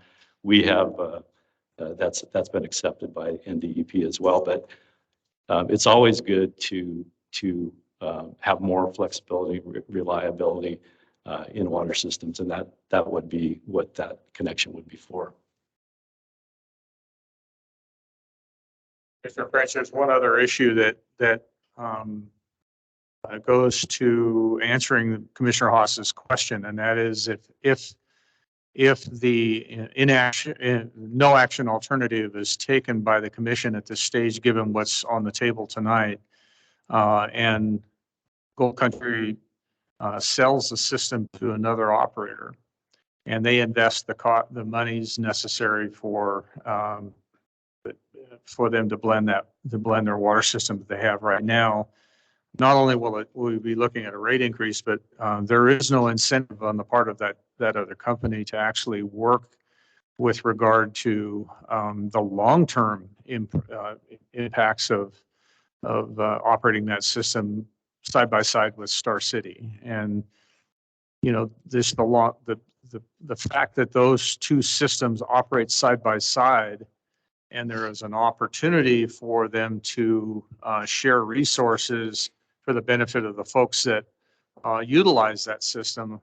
And we can do that with a loan forgiveness program through the state revolving fund. Shame on us if we don't do it. So that's how I feel. Any other comments?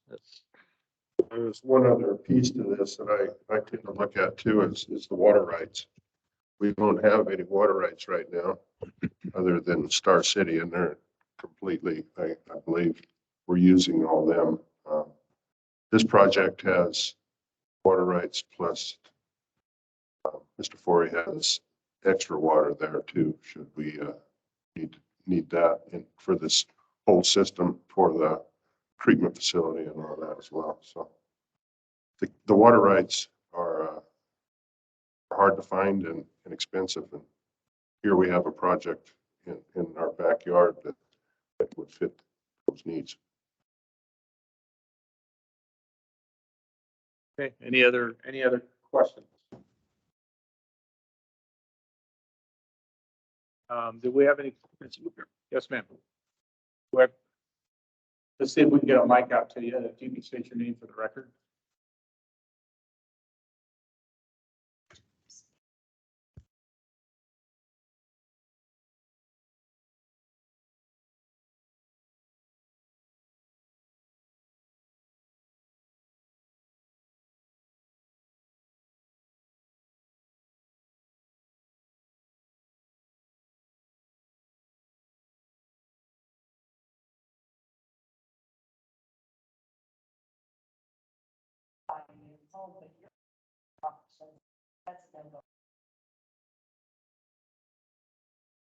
Great question, and I think a lot of the board members, the question was, I'm going to repeat it for the internet folks.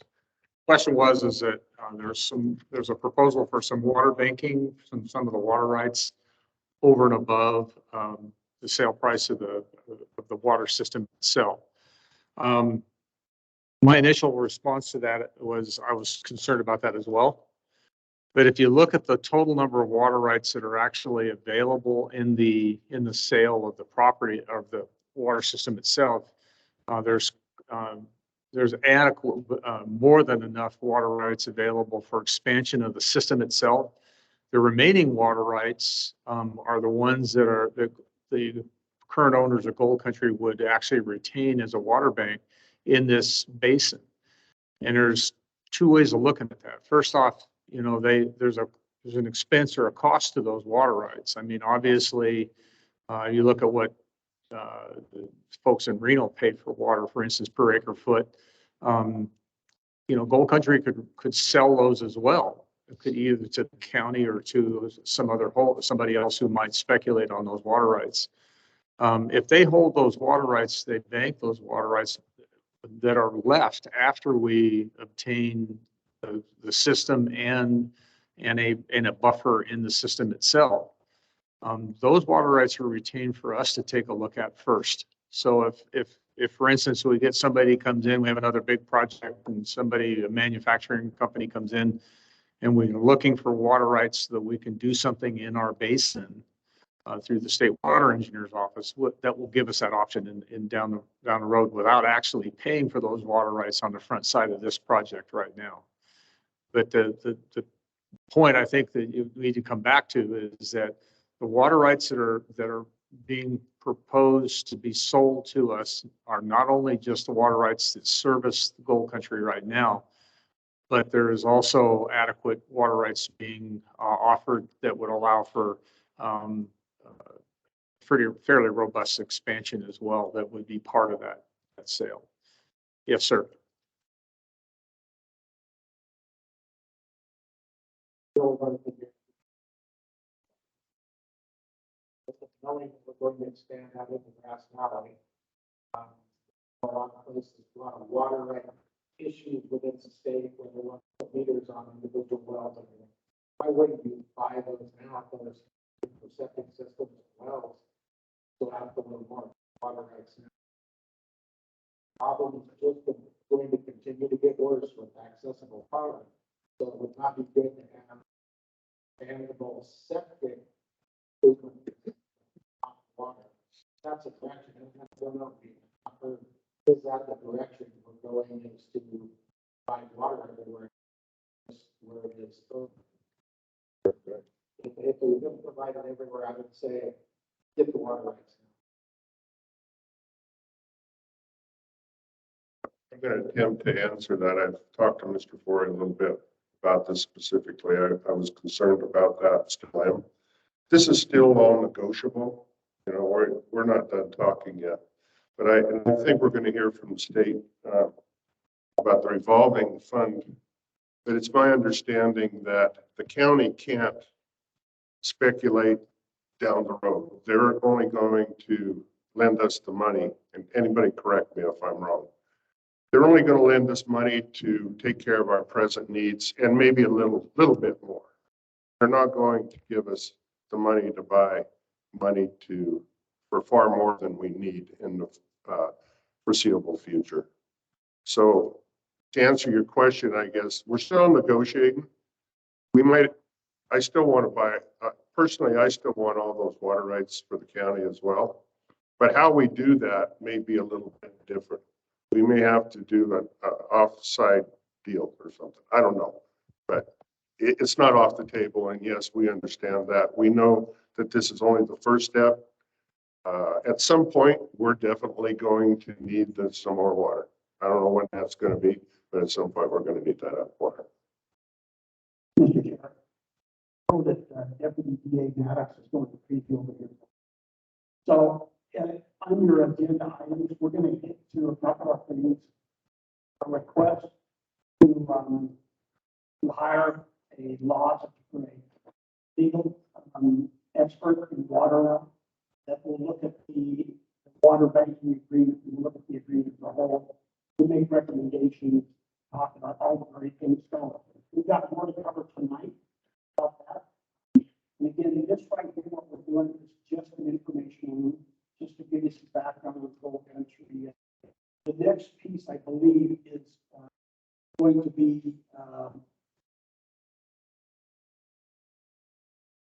yeah, so he's gonna go through the appraisal first, just give you an overview, there was an appraisal done on this. Then we're gonna go a few minutes to Jason Cooper, who is the gentleman that runs the state revolving fund. He will give us the details on what this position would look like and the money that the state will give the county to make this a reality, just to make sure to do that. So we'll go there. So I'm going to start with the appraisal market. Thank you. My understanding is that Catherine Hansford, who did the appraisal, Dave, is out of the country. And so therefore she can't be here or even online or on the phone to go over this. I did not have anything to do with this appraisal except for to provide information to Ms. Hansford, who did the appraisal and review the appraisal for accuracy, and just made very few minor comments that didn't have anything to do with the valuation.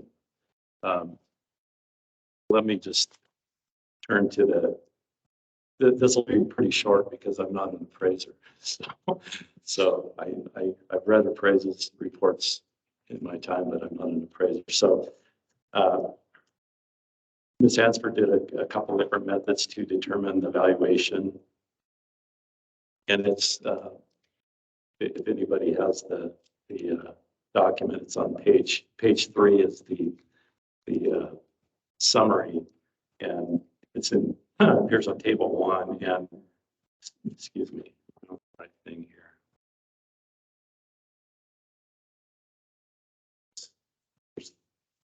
Oh, on the other page, excuse me. It's on page 2, summary valuation. I don't know if you can get that up, Dave, or not. Okay. So I'll cut to the chase here. She's got water facilities valued at 1.354 million, water rights at 1.84 million, land and easements 16,000, cash balance 217,000. Less outstanding principal, that's debt that Gold Country holds that we didn't talk about yet, but that's debt that it's a customer surcharge that pays the debt service on that debt. So she's got that subtracted out. She comes up with a subtotal of 2.887 thousand, and she has an adjustment for income approach of minus 1.2 million, and comes up with an opinion of value of $1.687 million for the Gold Country system. And that does include a total of 590 acre feet of water rights. The current 5-year average usage is 347 acre feet. So the difference there between what's being proposed to go with the system and what's currently being used is 242 acre feet. That is quite a very large cushion. And as all along, Gold Country has said that, look, we're willing to work within the confines of the grant funding available for consolidation acquisition. We're not looking for 1.687 million here, not at all. So all along, we've been looking at what's available for grant funding. And with that, I'll try to answer any questions about the appraisal. Thank you. Commissioner, do you have any questions at all so far on that appraisal? Commissioner Haas, did you have any questions concerning the appraisal on Gold Country that you would ask Mr. Forey? Commissioner French, yes. Appraisal I saw, there was $500,000 owed by the company. It was going to cost an enormous amount to put in another well. I'd like to see, I've heard various opinions on what kind of shape the actual pipelines, pumps, everything else are in order. I haven't heard that in their appraisal, but I'm having a hard time hearing everything he's saying anyway. But what's the $500,000 that we have to buy back for what's owed the company? He's just said, Mark said that they're not able to put in this new well. So what's going to happen? I mean, he's a private business. These are going to sell it. And according to Commissioner French, it could cause the amount of cost to the people that are using the system to go up, or, we can add all of this stuff in, it's still going to go up. But as far as the water rights are concerned, we're going to have to expand that area. Everything that you have in paper or on paper right now doesn't even cover, I don't believe it covers half of the needs out there already. So if we can't buy the water, or the water doesn't come with buying something like that, then we end up spending another bunch of money for water rights. So I don't think at this point in time it's a great buy for Humboldt County. And we're more, we started out with the sewer. Now we're asking to buy a water system that's in trouble, and it doesn't make sense to me. So it's not a good business to get into. Thank you. Okay. Commissioners, any other comments?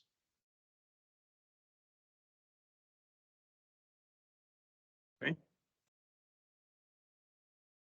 We'll go ahead and just let that stand then. Your comments having to do with the appraised value that was presented. I think at this point, maybe we could go on to options for governance. For option 6, which is Comptroller Gina Rackley, Deputy DA Wendy Maddox, and Andre Rose from Drake Rose and Associates will provide options for commission regarding possible approaches for either county acquiring Gold Country Water or the General Improvement District, or being formed, as well as an option for enterprise fund to be created. Kick that mic. Go first. You want me to? Thank you, commissioners. A few weeks ago, Andre Rose, our outside auditor, and DA Wendy Maddox and myself met to discuss really both options of an enterprise fund versus a GID. And really, it makes sense if we were to go forward with the purchase of the Gold Country Water System to create it as an enterprise fund, like we did the Star City Fund. And then going forward, if the desire is in the community out here of Grass Valley that they would want to take that on themselves as a general improvement district, then we can form the district at that time. And then by then, hopefully have a better idea of what the water and the sewer and the whole project looks like. Therefore, those people that would be stepping up to serve as board members would have a better idea of what the expectations of that volunteer job is. Just to kind of give a little bit of background into formation, whether it's a GID or whether it's taken under Humboldt County's umbrella, it would be an enterprise fund in either case. And what's meant by an enterprise fund is that it's a fund that operates like a business. So everything is insulated within that fund. So all acquisition would be part of that fund. All revenue and expenditures would be within that fund. And the users of that particular system of the capital expenditures would be the ones that would fund it. It's not something that Humboldt County would be considered for funding. It would be a situation if they took it under their umbrella for an enterprise fund, that the governance would be by Humboldt County, but not necessarily funding. coming from Humboldt County. It would be coming from the users. So therefore, the only difference would really be the governance between it being a GID or whether the governance would be Humboldt County.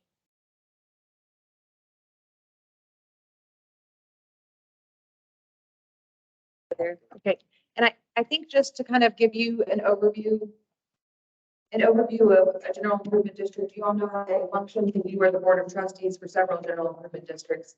But if there were some local citizens that wanted to serve on this board, we could later convert or put the money from the enterprise fund and could be assigned to this general improvement district. But just so you know, there's some things that need to happen. And I think you've all probably been a part of the formation of a general improvement district, but it's either initiated by a resolution of the Board of Commissioners or petitioned by property owners saying they want there to be a general improvement district for whatever the purpose is. And so be it water services or water and sewer, then that would require that a service plan be created.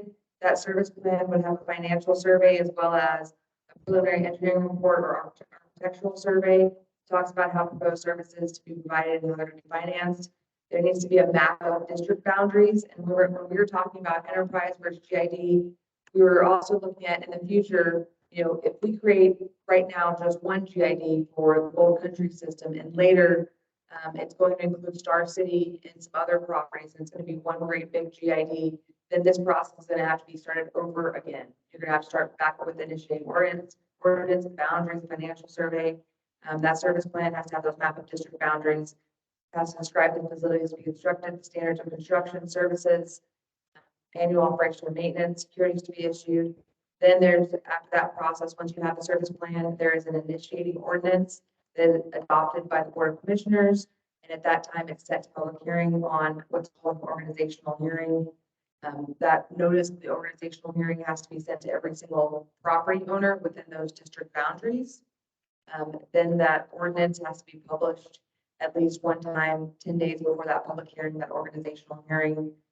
At the organizational hearing, if you are going to adopt the ordinance because this water system is within 7 miles of a boundary of a city, it requires unanimous vote of the commissioners to form that general improvement district.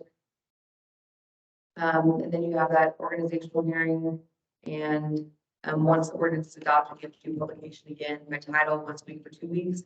And then at that point, people that have protested, property owners that do not want that general improvement district to be formed, have a 30-day period to where they can protest and appeal the formation of the general improvement district to the district court.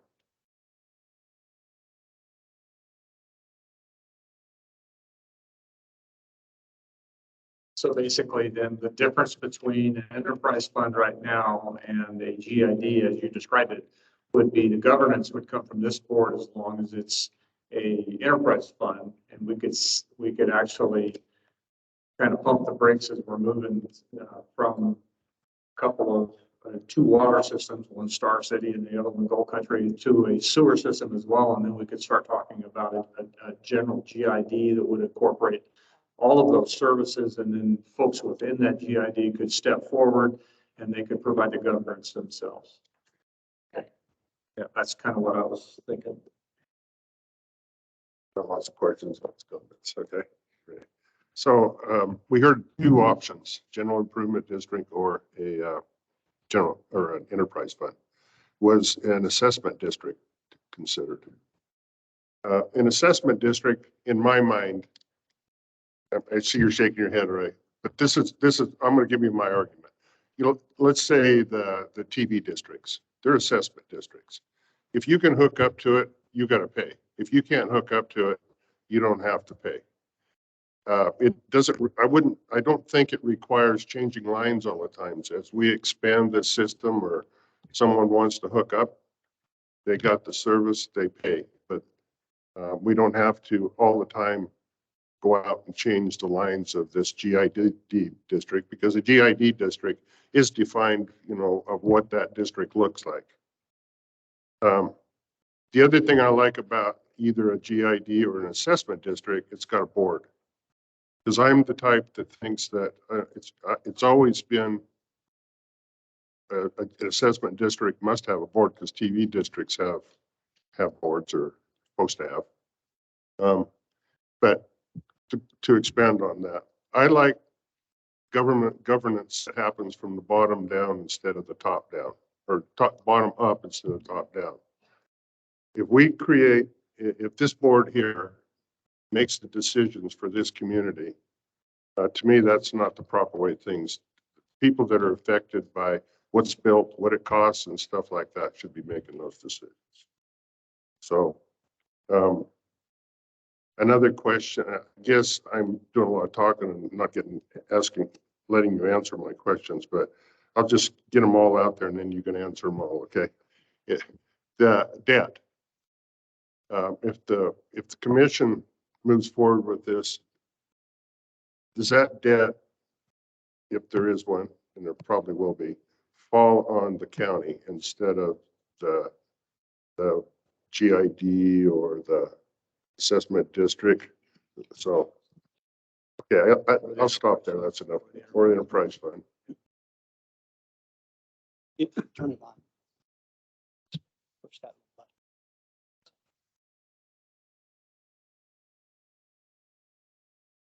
Special assessment versus GID versus enterprise fund. Essentially, an enterprise fund operates the same as a special assessment fund. A special assessment fund is actually more like a special revenue fund. So I think you're kind of talking apples and apples when you're making that statement. An enterprise, the governance would be Humboldt County. Yeah, but both the GID and whether the governance was Humboldt County or a GID, it would be an enterprise fund in either case. And it operates similar to a special assessment because any capital expenditures would be the responsibility of the users.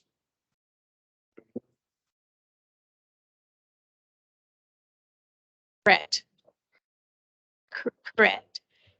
And I think what you're looking at for the difference, at least right now, is the speed. So when Wendy is talking about what's involved with a GID, I think that's going to take a lot of time. So I think the decision matrix is based upon the speed that you want to put this into place. And also how encompassing you want it to be, because you could do it as a GID for just Gold Country Water area, or you could do it for Star City, or you could do it for the sewer system, or you can encompass all three. So I think there's some decisions that need to be made as far as geometry related to that too. So does that? No, this is just information. So does that answer that first question? Okay, so let's go through the second one. Second one.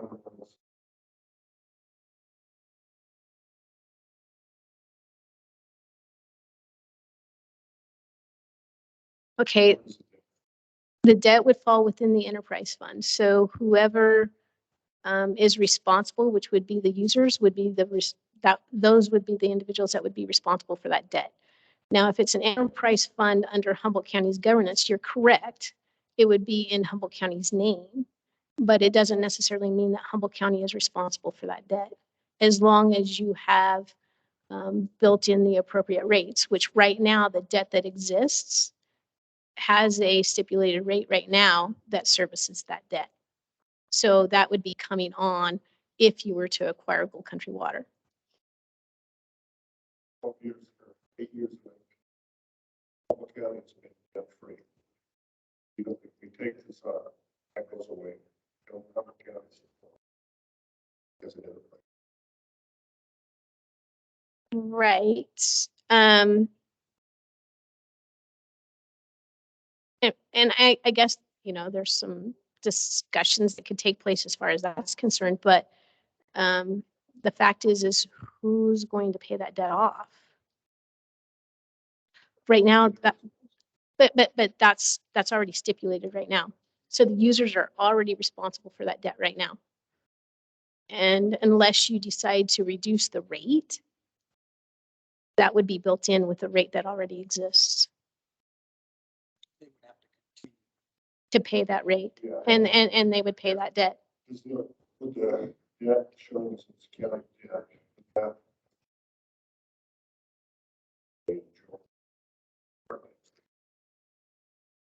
at the level with it being $500,000, I don't think it would have an impact, but that's just my opinion. Could it have some influence? Maybe, but doubtfully, because Humboldt County is debt-free with the exception of that $500,000 in debt. You had a third one though. What was the third one? Mhm.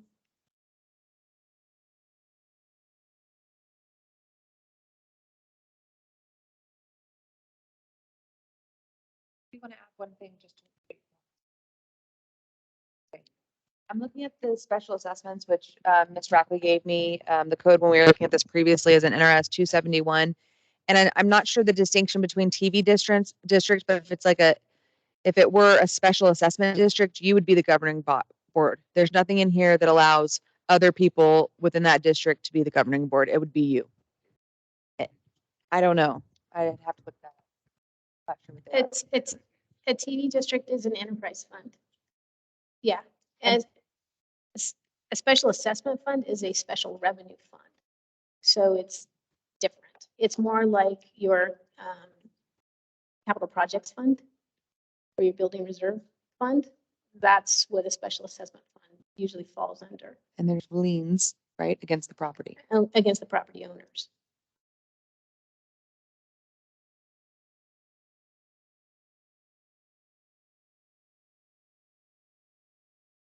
What I have on rate is, so an enterprise fund is ran like a business, right? You did say that.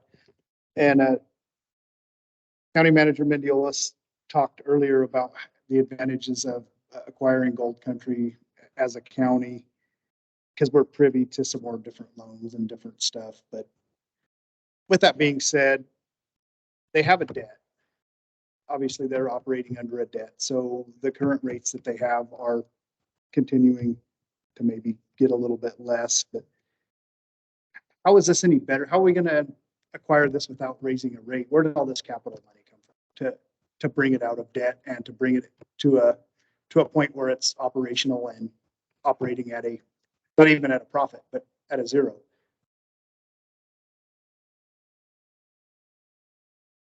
I think, further in the agenda, there will be more information related to that. But my understanding is what the funding mechanism that's being looked at related to the acquisition and also the well is a grant.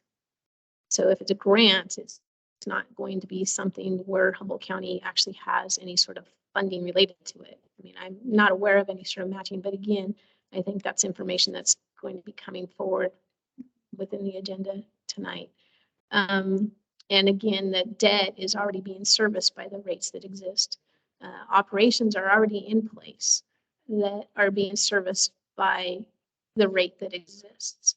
So this is something that's already taken care of operationally, not something that you have to recreate the wheel unless you decide to do so. If there's something more that you want to do, then I guess you have to look at what type of rates that you need to be utilizing at that point. And if this is a grant, then you're not looking at any other funding coming from Humboldt County or the users. Now, if the costs exceed what that grant is, then, I mean, that's another conversation.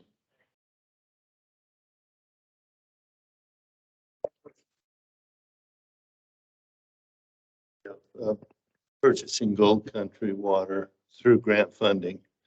And if we have that debt that is being paid off by the users, if we were to do that, and earlier we talked about combining Gold Country with Star City and a sewer, is there a mechanism in place to make sure the people that are paying that debt off through Gold Country would still be the ones, or would that be spread out at that time?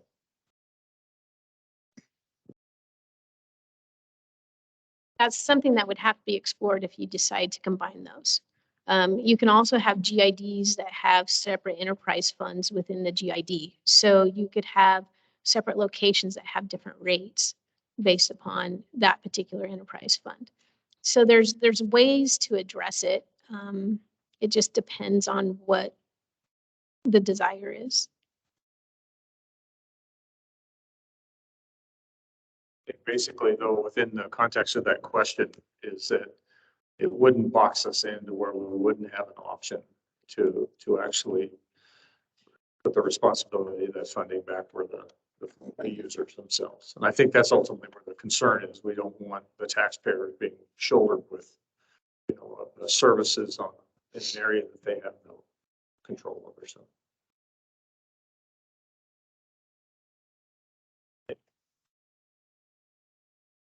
Any additional questions? No, no, Ron, you figured it out. can't help it. Okay.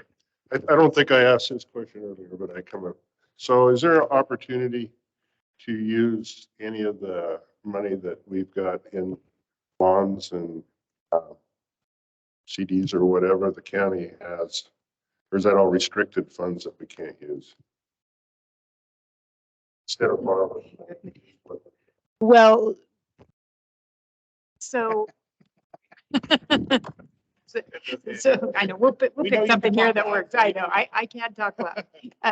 So no, that wouldn't really be an option because our total fund balance is allocated to somewhere. So even if we have money invested, we have the total fund balance and we know exactly of all of the money that we have, what belongs to McDermott Water or McDermott Sewer or Vada GID.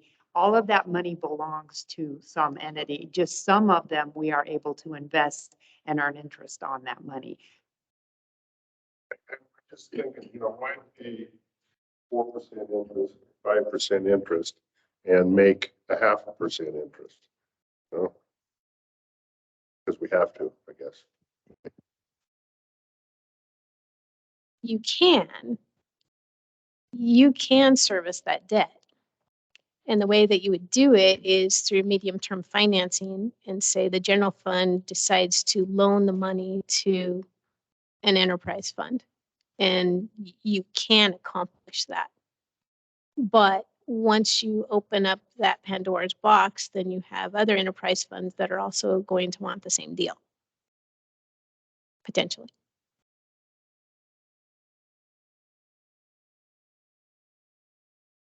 I think maybe it might be, this might be the point where we can talk a little bit about how we intend to structure this acquisition. I mean, I know, Ron, a lot of the questions you've asked have centered around that. And Dave, I think I would, if you don't mind, I'd put you on the spot a little bit. But as far as that, how you and I have talked a little bit about how you would envision that and in terms of the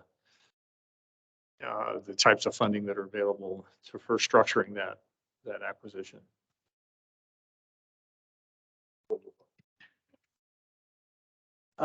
So I think the best thing to do would be to go on to our next item. So that's Jason Cooper, who's actually the gentleman that put this together with Mr. Forey. So I think that's where we go. Let's do that.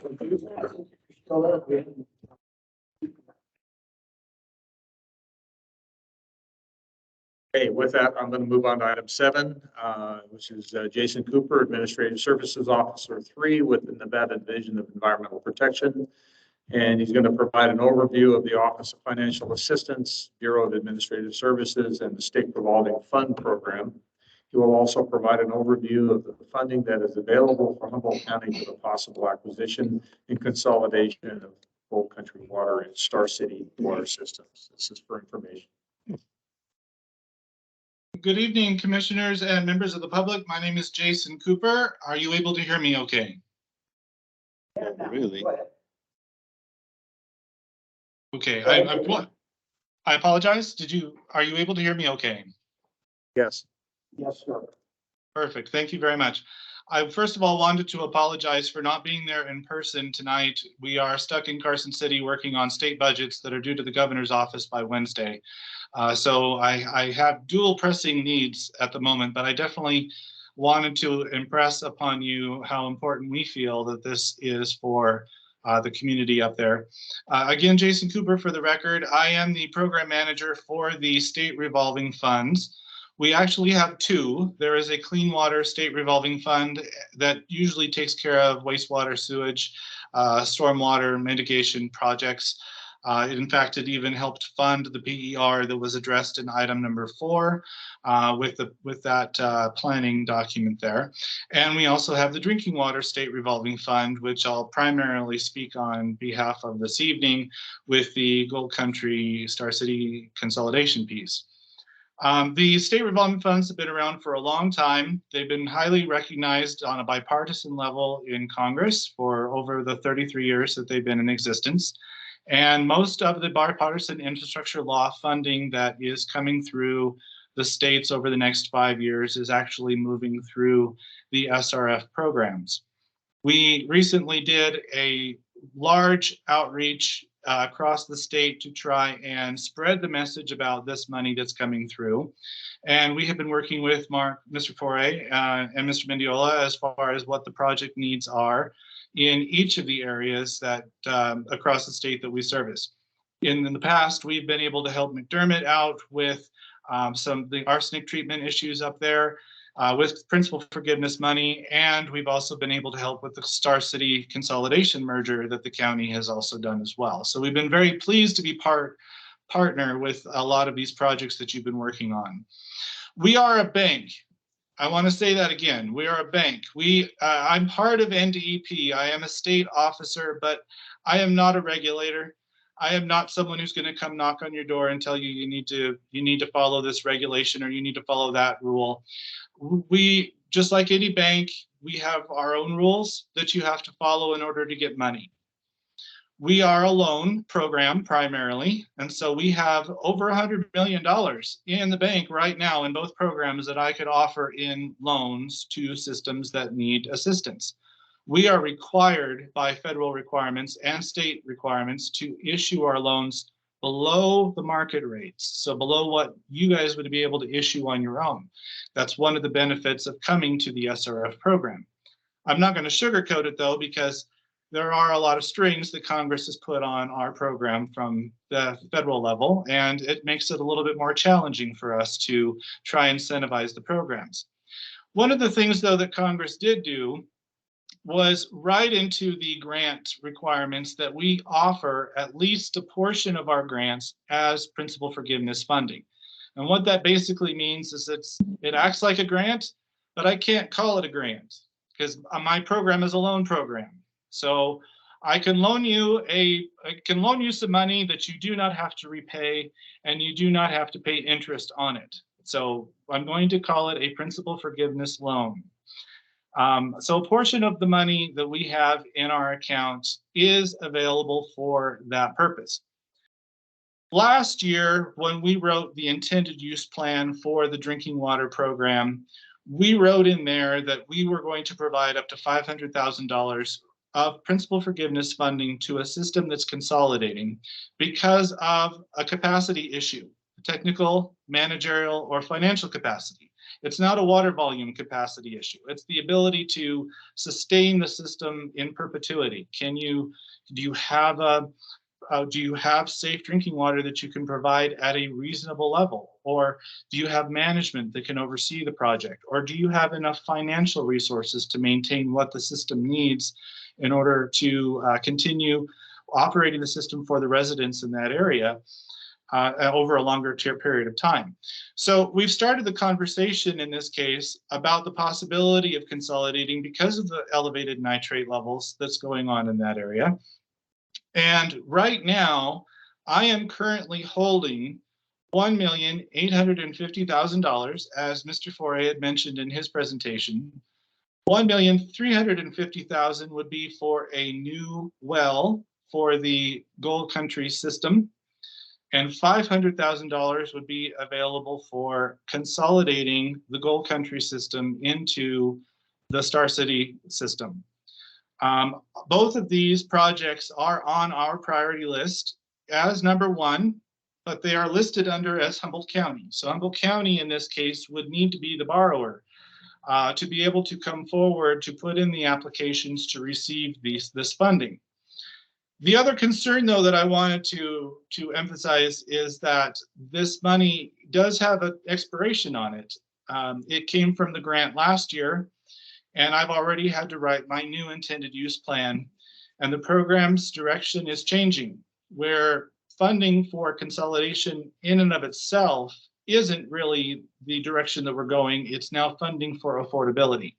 So can the system really afford to take out a loan on their own, whether or not will determine whether or not they can get principal forgiveness moving forward. So we've got to have an understanding of where things are going with this. There's kind of a time limit on it of what we can use it for, but we also have more principal forgiveness coming down the road. We have not evaluated Gold Country though for their availability for that funding. I do want to mention something else though that's been brought up tonight, that Gold Country does have existing debt. So if the county commissioners have decided to consolidate this system into Star City, there would need to be an acquisition of that debt. And the reason why we say that is because that's actually SRF debt. It's money that's outstanding back to us from a loan that was taken out by Gold Country over the last few years. There are two separate loans. One is currently being charged 3.68% interest. The other loan is 3.43% interest, and the total outstanding balance is $540,036.52. Currently, though, if we were to restructure this debt into the county, the interest rate would be 2.12 because of where the markets are at and because of recent changes that we have done. So there is some potential savings in this case by restructuring the debt now for those residences to be able to do this at this time.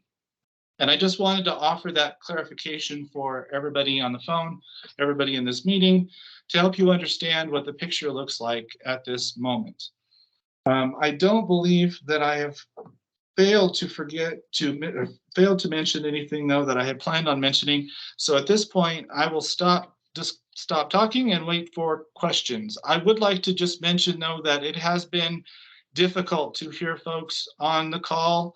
Unless you're using a microphone, I really can't hear you. So I just wanted to offer that suggestion as an option if you've got a question, to please use a microphone. Thank you.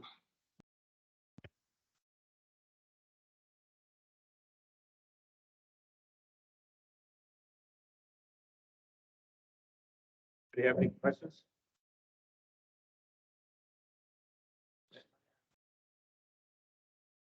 Let me get this down to you.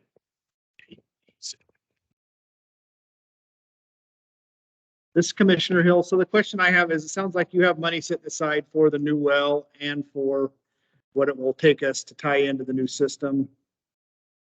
And you have a way to restructure the debt. Is that correct? Jason Cooper, for the record, that is correct. 1.85 million is sitting aside right now to do two projects. That's principal forgiveness money, by the way.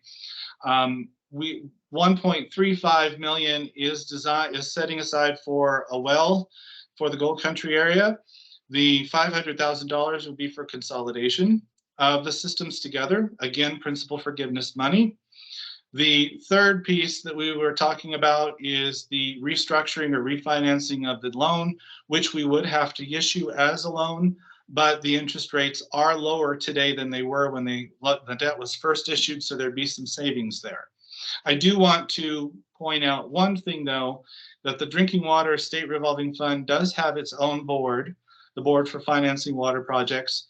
So all of the information that I'm giving you tonight would be subject to their approval. It would be our staff recommendation for approval at this point in time with the information that we've gathered from Mr. Forey and Mr. Mendiola at this point. Okay.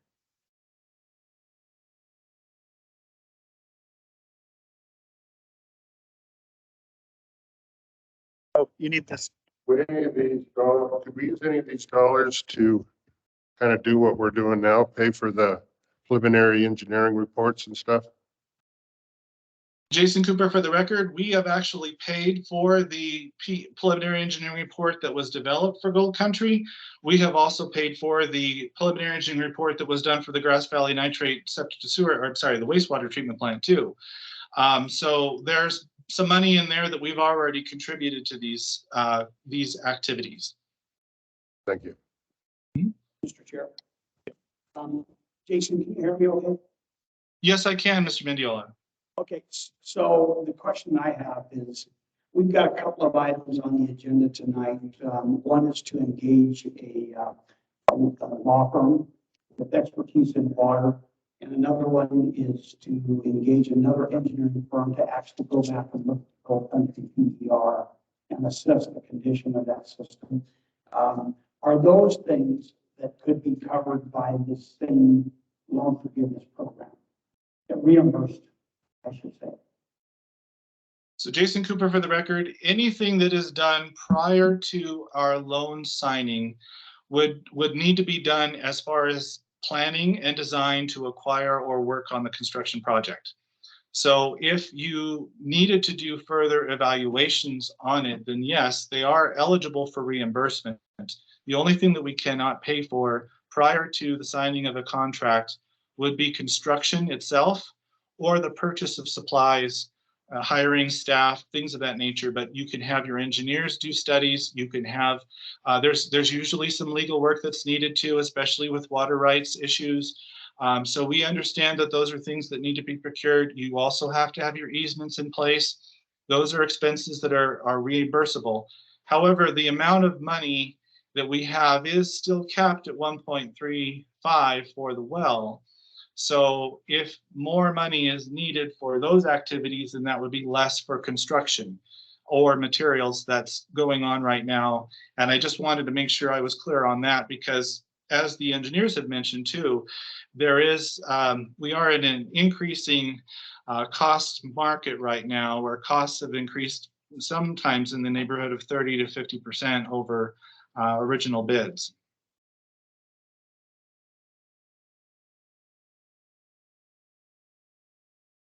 Additional questions?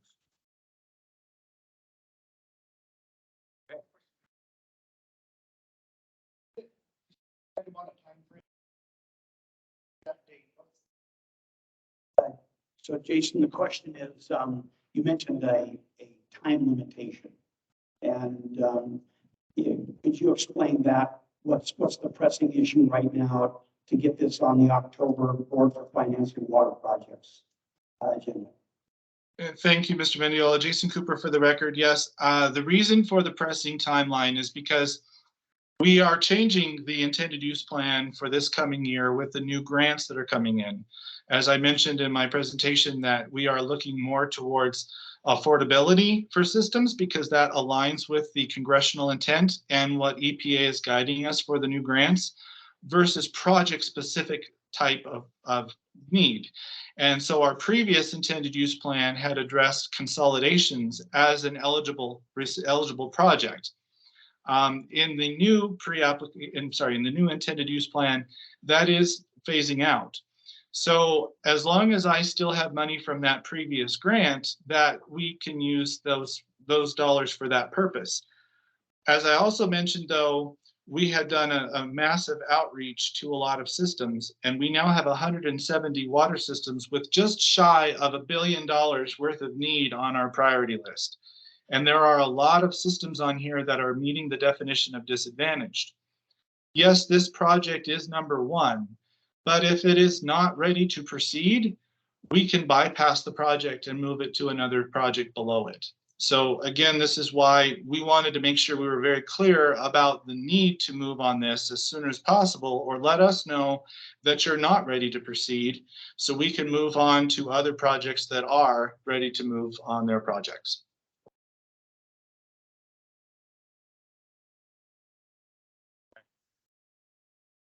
So for this particular item,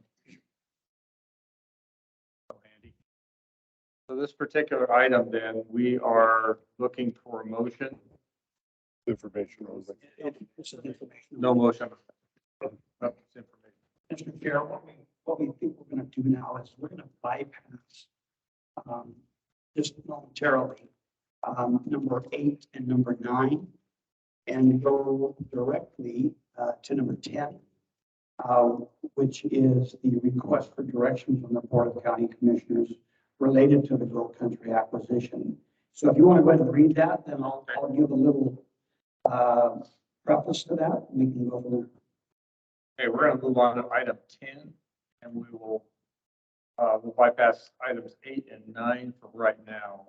Item 10 is a consideration, discussion, and direction from the Board of County Commissioners of County Commissioners to County Manager's Office, Comptroller's Office, and the District Attorney's Office as to whether a potential acquisition of Gold Country water system is desirable and in the best interest of the county, as well as direct said offices in conjunction with any independent contractors engaged in regards to the potential acquisition to work towards creating a purchase agreement and other related documents to be brought before the board at a later time.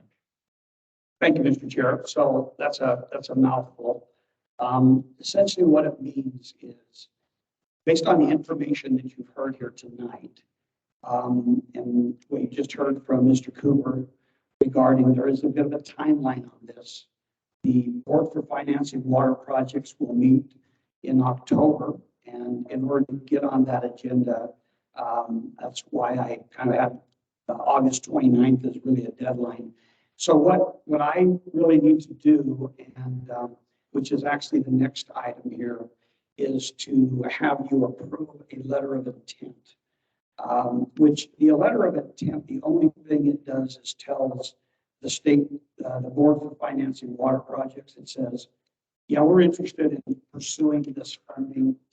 We think we're at a place where we can move forward. It does not commit us to it at this time, but that puts us on the agenda for October. And so Jason will go and present this as the #1 priority to them. They're going to recommend that this be funded. And then at that point in time, then we would have to get very serious about making a decision, because if we need to do some more assessments, if we need to do the legal review, which I believe is a good idea, and if we need to do any other assessments by an engineering firm, then now is the time to do it, because we could potentially get reimbursed for that. So that's what this talks about here for possible action, is just give me direction to say we're interested in continuing to move this forward, which, as you heard, there's a lot of things that are going to need to be done before this is a reality.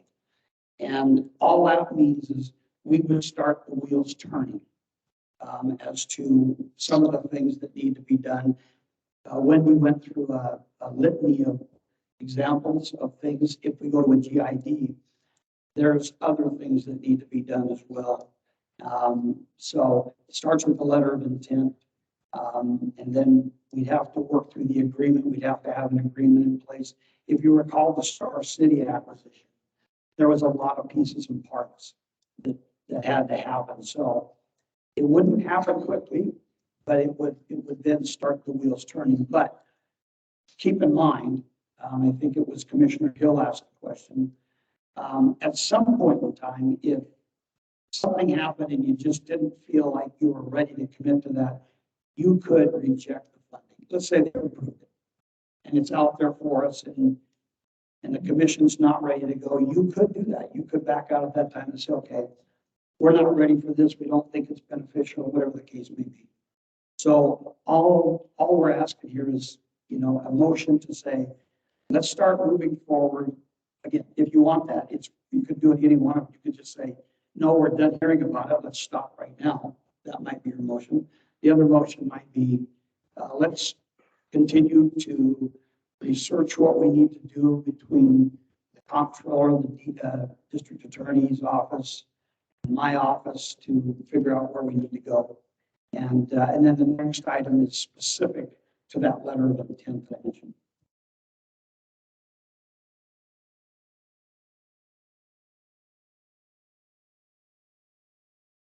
Commissioner Hill, with all due respect, Mr. Cooper, that speech you gave was any business owner's dream, walking in all this free money. But I know from experience, sometimes things come with a cost. I guess I would wonder what, we're looking at the great thing that a well is going to be paid for, and some infrastructure and some tying in will be paid for. But we've also got, a value that Mr. Foree showed us. And, his comment was, I don't want 1.6 8 million. I just want what's available for funding from a grant. So as a board member sitting up here, what else is this going to cost us? We know the well's paid for, but we still have to purchase the thing and the water rights. So that's my comment.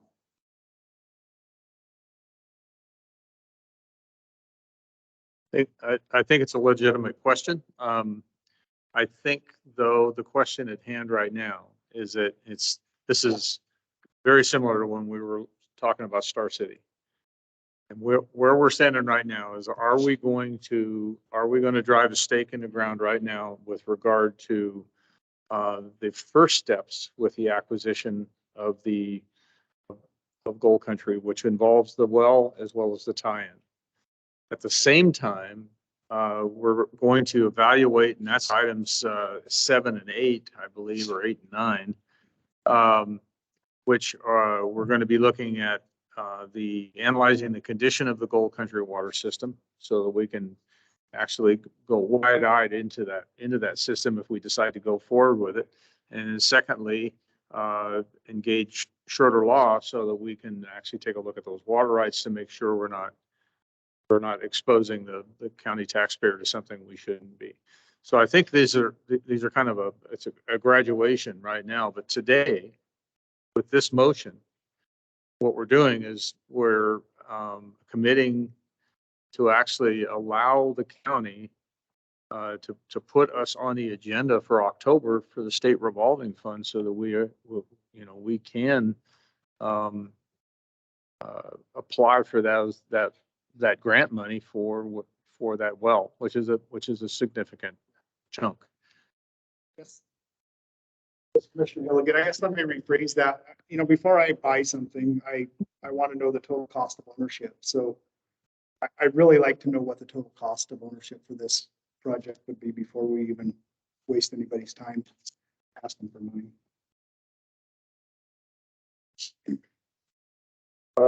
I guess I'm taking a little bit different approach. I mean, I would hate to lose this opportunity, but this doesn't really get us what we're wanting here, and that is to solve the nitrate problem.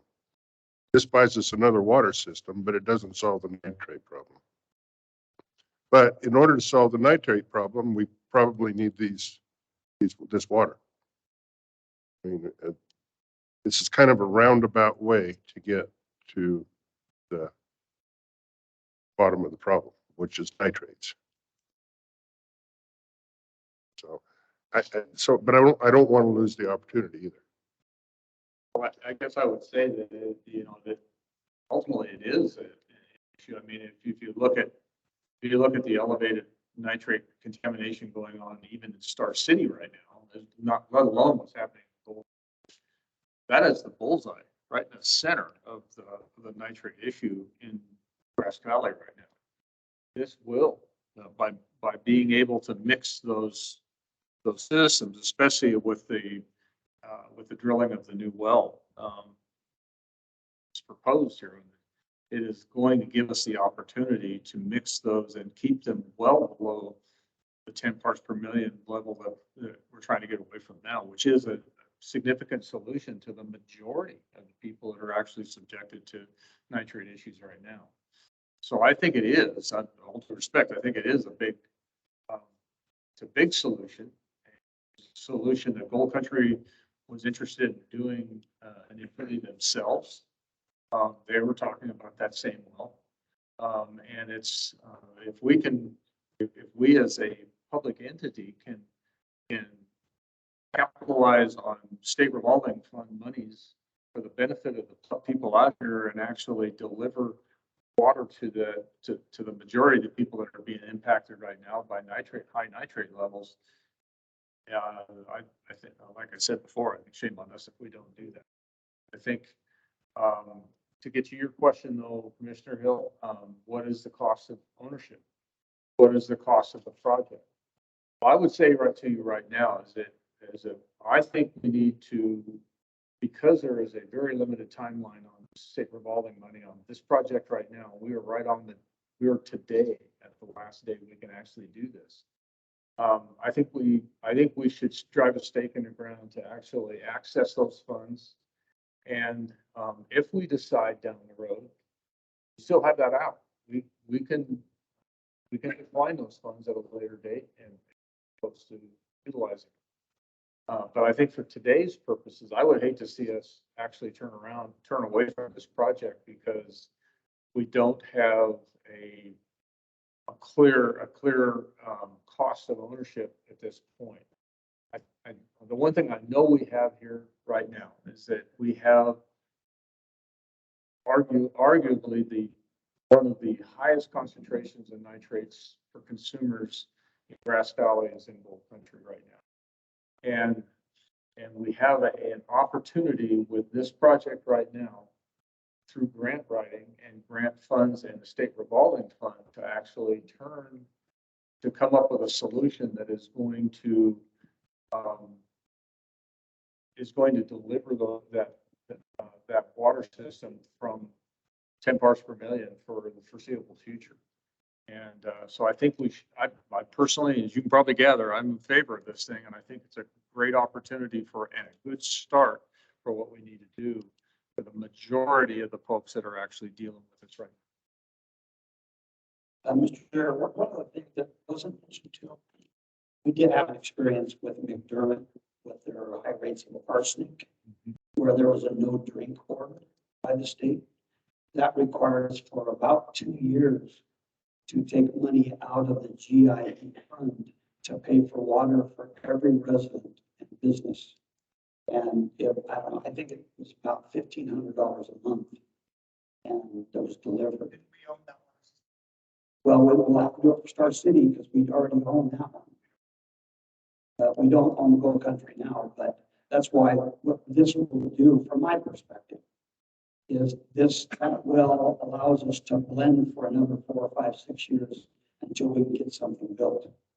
That is a sewage system, which is the ultimate answer to Stockholm nitrates. So they're definitely tied together. But again, I would also tell you that we don't have to acquire the Gold Country system. We can still put the sewage system. But I think just the connecting of the two, consolidation allows water to go back and forth for emergencies to support each system. And so, I don't know, again, sure, you also probably acquire some liabilities too, right? You don't know what's going to break next, but there's been, a few comments about this. The system is in bad shape. Well, I don't know what that means. It's all PVC pipe, and I've talked to 3 engineers, I believe now, and they've all told me these systems will go forever with PVC pipe. And so they're pretty hardy and they'll last a long time. So again, I asked the same questions to these engineering firms and they all came back with the same answer.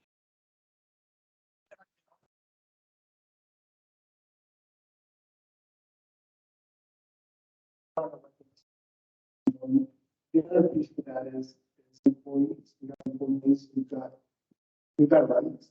So there's a huge cost right there. How do we can find them? There's other costs.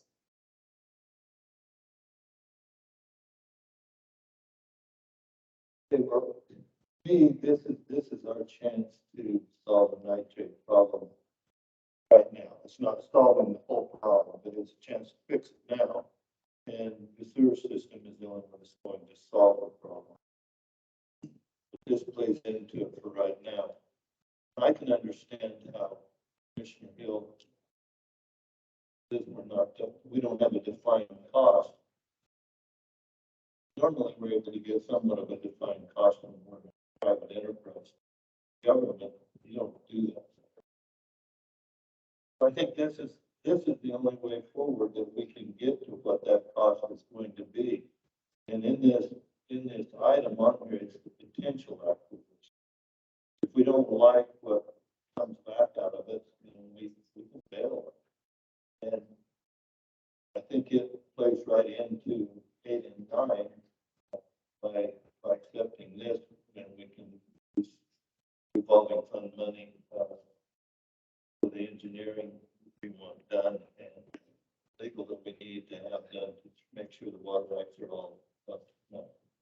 So I think that this is probably the only pathway forward if we want to have this system and be able to refinance that home, get a better interest rate for the customers there, and have the ability for those two water systems to be able to use the other's wells in a time of need.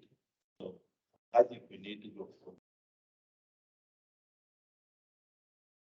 Yeah, I'm kind of looking at it as kind of like a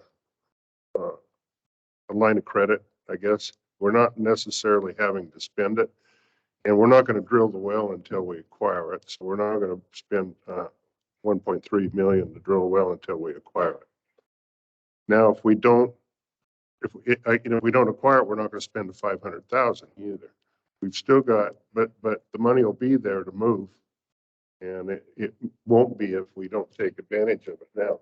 We're not, as I understand it, they're telling us is we're not committing to anything here.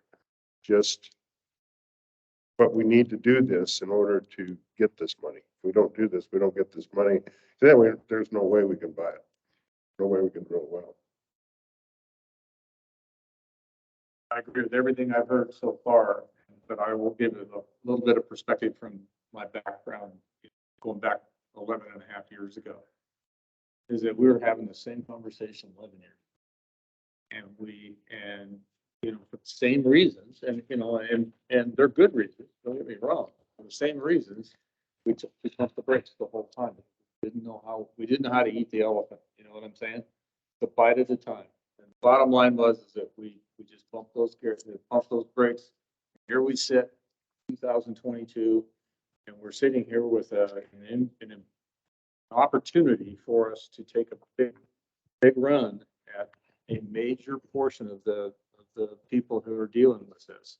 And I know I'm preaching to the choir part of it, but the bottom line is I just really feel this is our time to actually make a difference on this. And I think we need two things. We need to state for the record that we're committed to dealing with this problem in Grass Valley. And number two, we need to take full advantage of the resources that are being offered to us.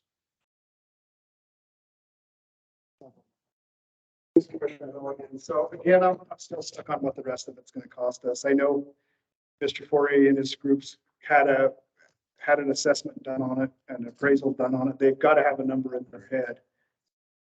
I just have a really hard time moving forward, asking for money on something that we don't intend to buy. Mr. Chairman, right, part of the okay. Part of it is $1.85 million that Mr. Cooper has available. 500,000 of that is going to go to Gold Country. That's what we're going to pay Gold Country for the consolidation. It's including a couple things, the consolidation fee, tying that 300 foot pipe for the two systems that can go either way. And it also is the money that goes to the principals of Gold Country. So that's what we're actually paying Gold Country for. Okay. And for that 500,000, that's what you'll up in that. We get the assets of Gold Country. Now, as far as the other costs, if you're right, there are other costs.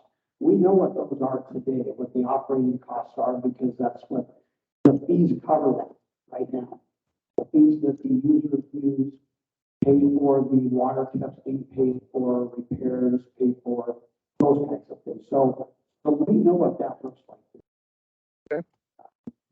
Oh, and I think Andre's here. He could give you a lot more detail on the finances. I don't know that we need to do that now, but if it's a system that pays its bills and has got money set aside for repairs and things like that. So that's what we're actually paying for. That 1.3 million is actually mainly for the new well. That's where the well and the consolidation is. So that's why you break down that 1.5. That help? Yeah, I think it does.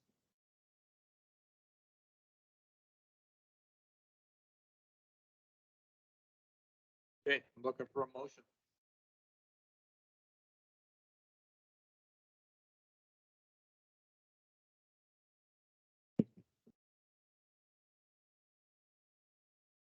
I would make a motion tonight to move forward with the potential acquisition of Gold Country Water System. I think it's in best interest for the county and people in the Gold Country, Star City area, and to direct county manager and to go forward with any independent contractors to engage in potential work to create the purchase of the agreement and any related documents that would need to be brought forward to the board at a later time. Okay, we have a motion on the floor. Any additional discussion on the motion? All in favor signify by saying aye. Aye. Any opposed? Nay. Was that a nay? That is a nay. Okay, we have, let the record show that Commissioner Haas is not in favor. Motion carries. Okay, my question is with Wendy right now is that motion covered 8 and 9 too, correct?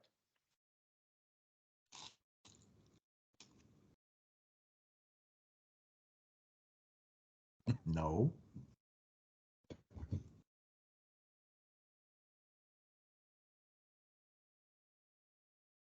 Did we not just, I'm not trying to be argumentative, but did we not just agree to direct the county manager to engage those contractors necessary to bring this forward to us?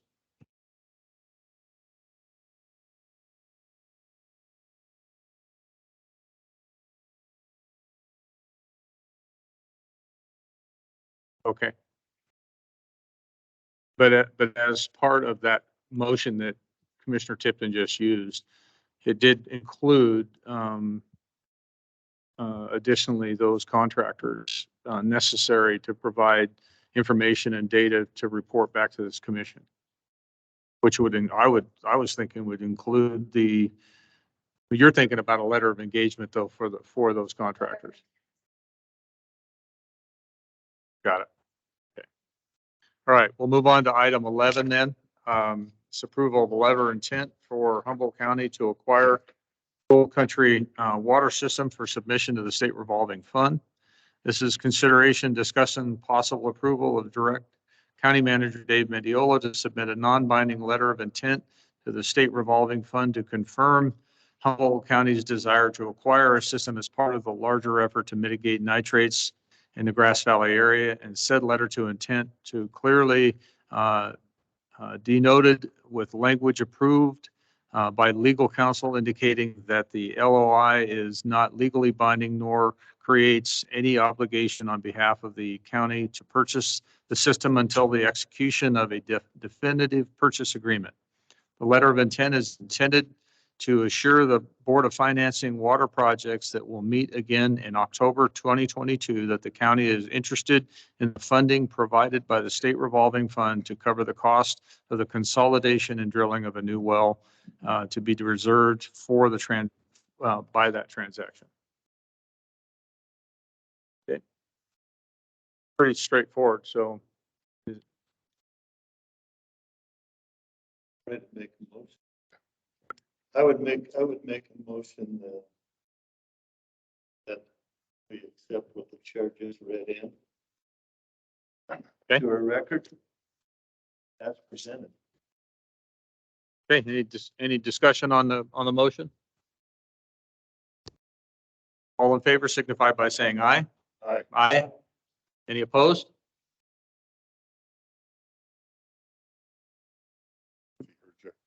Commissioner Haas, were you a yay or a nay on that? Commissioner, yeah, you're in.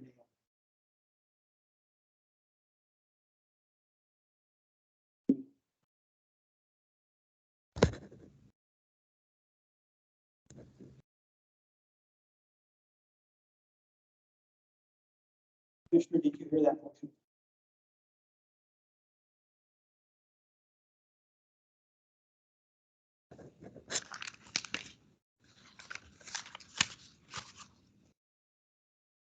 There's a motion. Try this. Mr. Haas, are you there? Maybe we'll try this microphone. Yes, I am. Did you hear the motion? I heard the motion and my answer was nay. Thank you. Let the record show that. Thank you. Okay,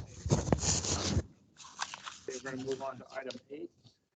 Schroeder Law engagement letter.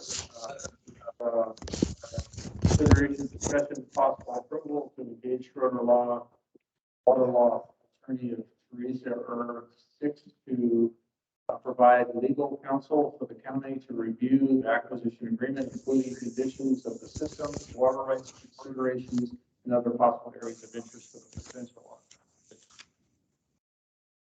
This was one of the contractors that we needed a letter of intent. Yeah, Mr. Chair, so this is Schroeder Law. So what they would do is they'll look at the water rights that come with the system, which we never did actually talk about the numbers of that, but it's like 590 acre feet of water rights. Currently 347 is the annual usage. So the delta about 250 is, or 240 would be additional water rights that would come with that 500,000 that we talked about. So there's, like we talked earlier about, another 300 residences could be plugged in, or a combination of residences and businesses. So, so she'll take a look at that. She'll look at water banking versus not water banking, and she'll come back with a recommendation to the county commissioner as to how we should proceed forward with respect to the engagement letter. And also on the next item, we'll talk about, she may want that engineering firm to look at the PER or look at the system of Gold Country a little closer and make recommendations on that front as well.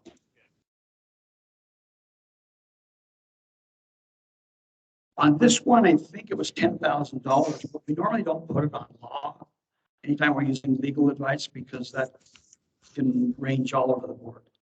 But what I know she put, I think Wendy, was 10,000.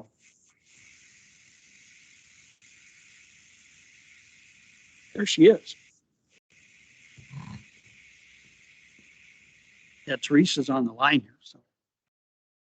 Yes, and I'm happy to answer any questions you may have. And we did put the $10,000 not to exceed limit on the contract.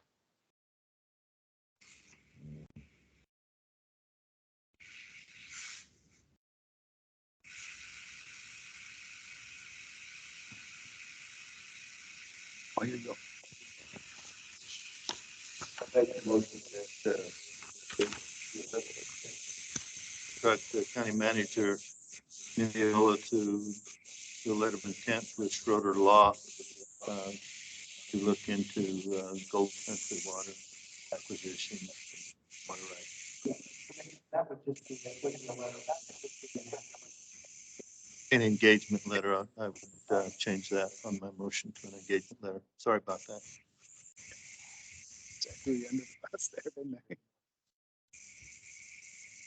Oh, I'll add on to that and not to exceed $10,000.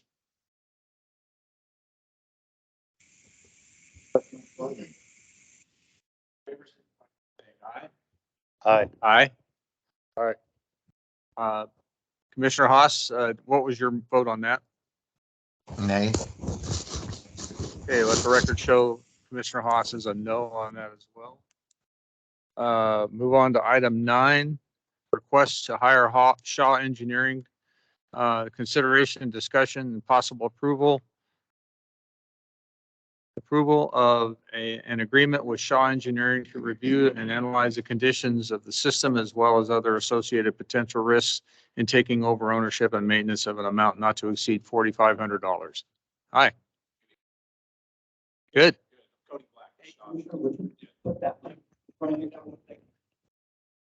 I'm Cody Black with Shaw Engineering, and went over this with Dave a little bit. So we'll just basically be reviewing the system, kind of go through the PER, make sure that, the analysis and recommendations of the well location are sound. We don't envision a whole lot of work. There are quite a few documents I do want to get through though for you guys. and basically just representing on behalf of, the county.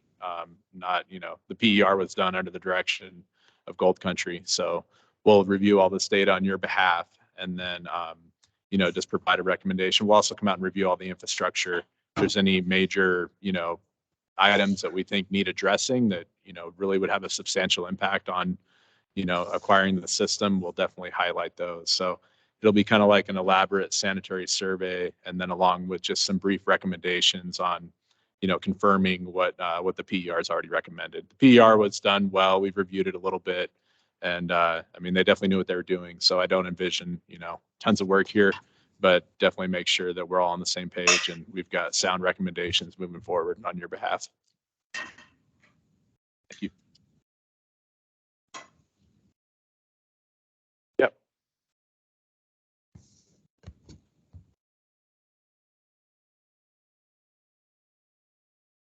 Do you wanted you to do some testing of water samples of the system? Would that be something that you'd be able to do? We can definitely coordinate that, depending on the costs and what they are. Contract amount. Costs. Okay. So have to come back. So if you want to authorize Dave to, for additional funds for like lab testing or something like that, at this time, and then we can still coordinate it under this contract. But we don't have extra funds. Okay, I think I'll just wait until, maybe we hear from the water lawyer as to what it is that she may request. Thank you. Any additional questions? How about a motion? Tim's doing so good. All you can. Okay, I would make a motion that we enter into an agreement with Shaw Engineering to review and analyze the conditions of the Gold Country water system and associated potential risk in taking over ownership, maintenance, in an amount not to exceed $4,500. Okay, we have a motion on the floor. Any additional discussion on the motion? All in favor signify by saying aye. Aye. Any opposed? Commissioner Haas? I Is that a gave you nay? mine. I mean, it'd be kind of ludicrous to go and do everything else you did about, going to try and take over Gold Country and not have somebody that's unbiased go out there and make sure that it's halfway decent. So I said aye. You said yeah. Okay. Thank you. All right, thanks. That was a unanimous vote. Okay. That brings us to item 12, which is public comment. We have additional public comment before we adjourn this meeting. Do we have any additional public comment this evening? Not seeing any additional public? Yes.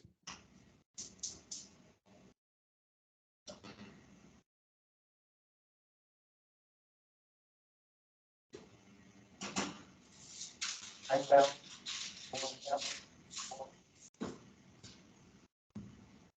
So you might want to suggest to both consultants that they have the reports over to 5 seconds. Yeah, so, Mr. Chair, I'll answer that. So we've already engaged both parties, and they're ready to roll on these. I don't know if they can give us a specific time frame, but we definitely have asked them to move forward quickly. Well, we've already done our motion, so I guess you could go back if you want to do that.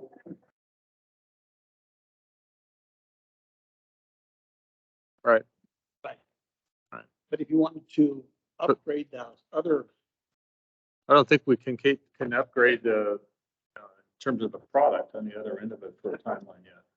well, you could, technically, I think you could come back and just reopen that item and just add to the motion. That you'd like it done in, say, 5 weeks. If possible.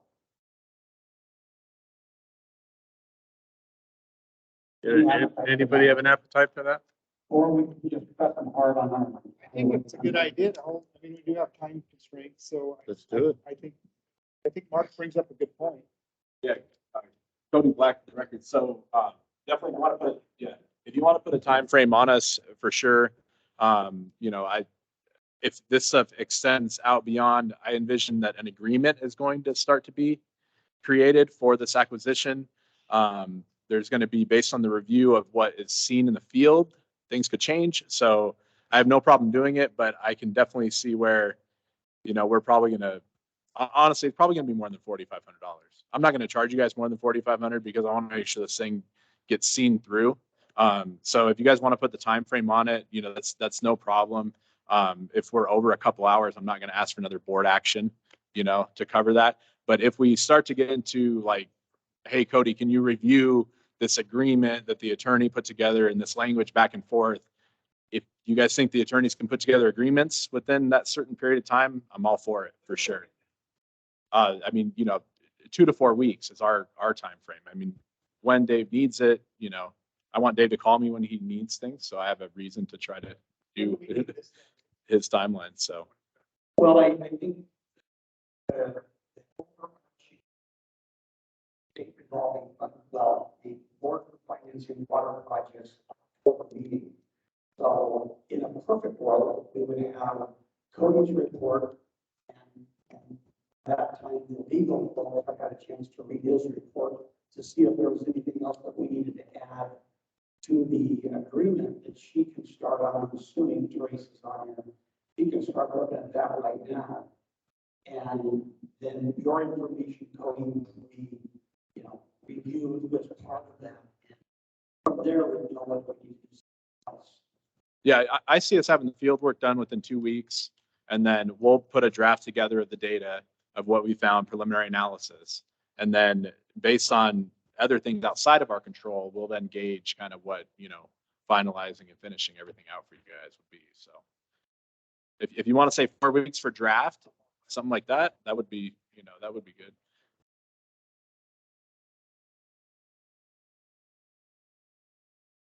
Yeah, that's fine. And Teresa, comment on that? That's something that you kind of draft in 4 weeks. Good. In the meantime, do summer work and then follow up work with another 2 weeks out, 6 weeks. Mr. Mendiola, I'm having a hard time hearing you, but I think it was Cody said 4 weeks and then you asked for, I didn't hear the rest of that, I guess. Yeah, so what I said was Cody is telling us he can have a draft to us in 4 weeks. And so my question to you is, if you had a draft in 4 weeks, would you be able to do some work between now and then anything that he brought to you, upgrade your thoughts or re-review the engagement letter again? Or the agreement with Gold Country? Yeah, I think I could get something done within 2 weeks after Cody's draft. If I know it's coming, I can kind of plan ahead for it and save some time. There are things that I can do now, so I will definitely get going on that. Okay. And just so you know, commissioners, I don't think you have to have it ready for that October meeting, but it'd be nice to know it within a week or two after that, because the state revolving fund at that point in time would want to start paperwork. They want you to then start making some commitments. So in the month of October, by the end of October, I'd sure like to have Teresa's report and review and an agreement with any changes, Cody's information, and anything else that might come down the pike, so that by the end of October, you can say to the state water board or the board for financing water project, yes, thank you for the award and we'll take it, or no, we found something we don't want. I'm sorry, what? Yeah, I'm not sure. You have to look here. The October meeting, do you have that in front of you? I got it here somewhere.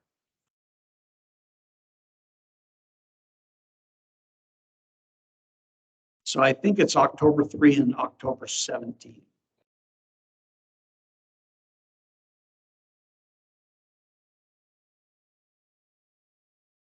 So we'll shoot for the 17th of October for your report would be 2 weeks prior to that.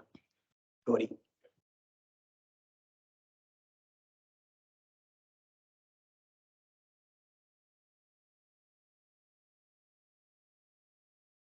Oh, sorry. Here's the mic back.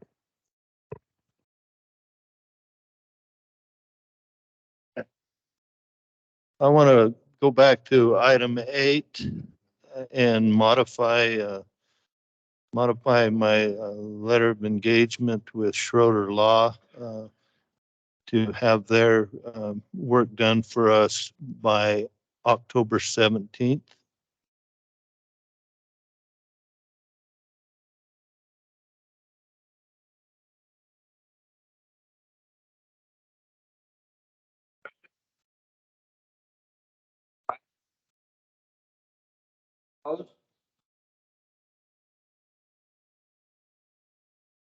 Also, I want to go back to item 9 and amend my motion with Shaw Engineering that their work would be done by October 3rd of this year.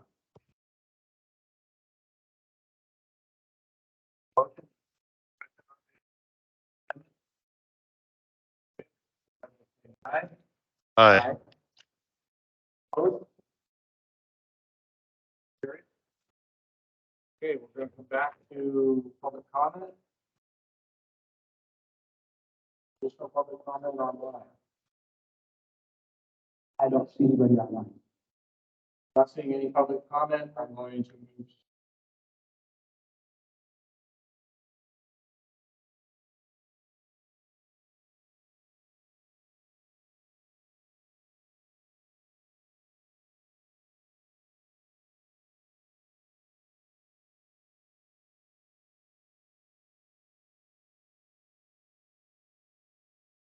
In agreement on that last one, right? Okay. I voted for all. Okay. Yeah. You're quite here on that last one, Ben. That's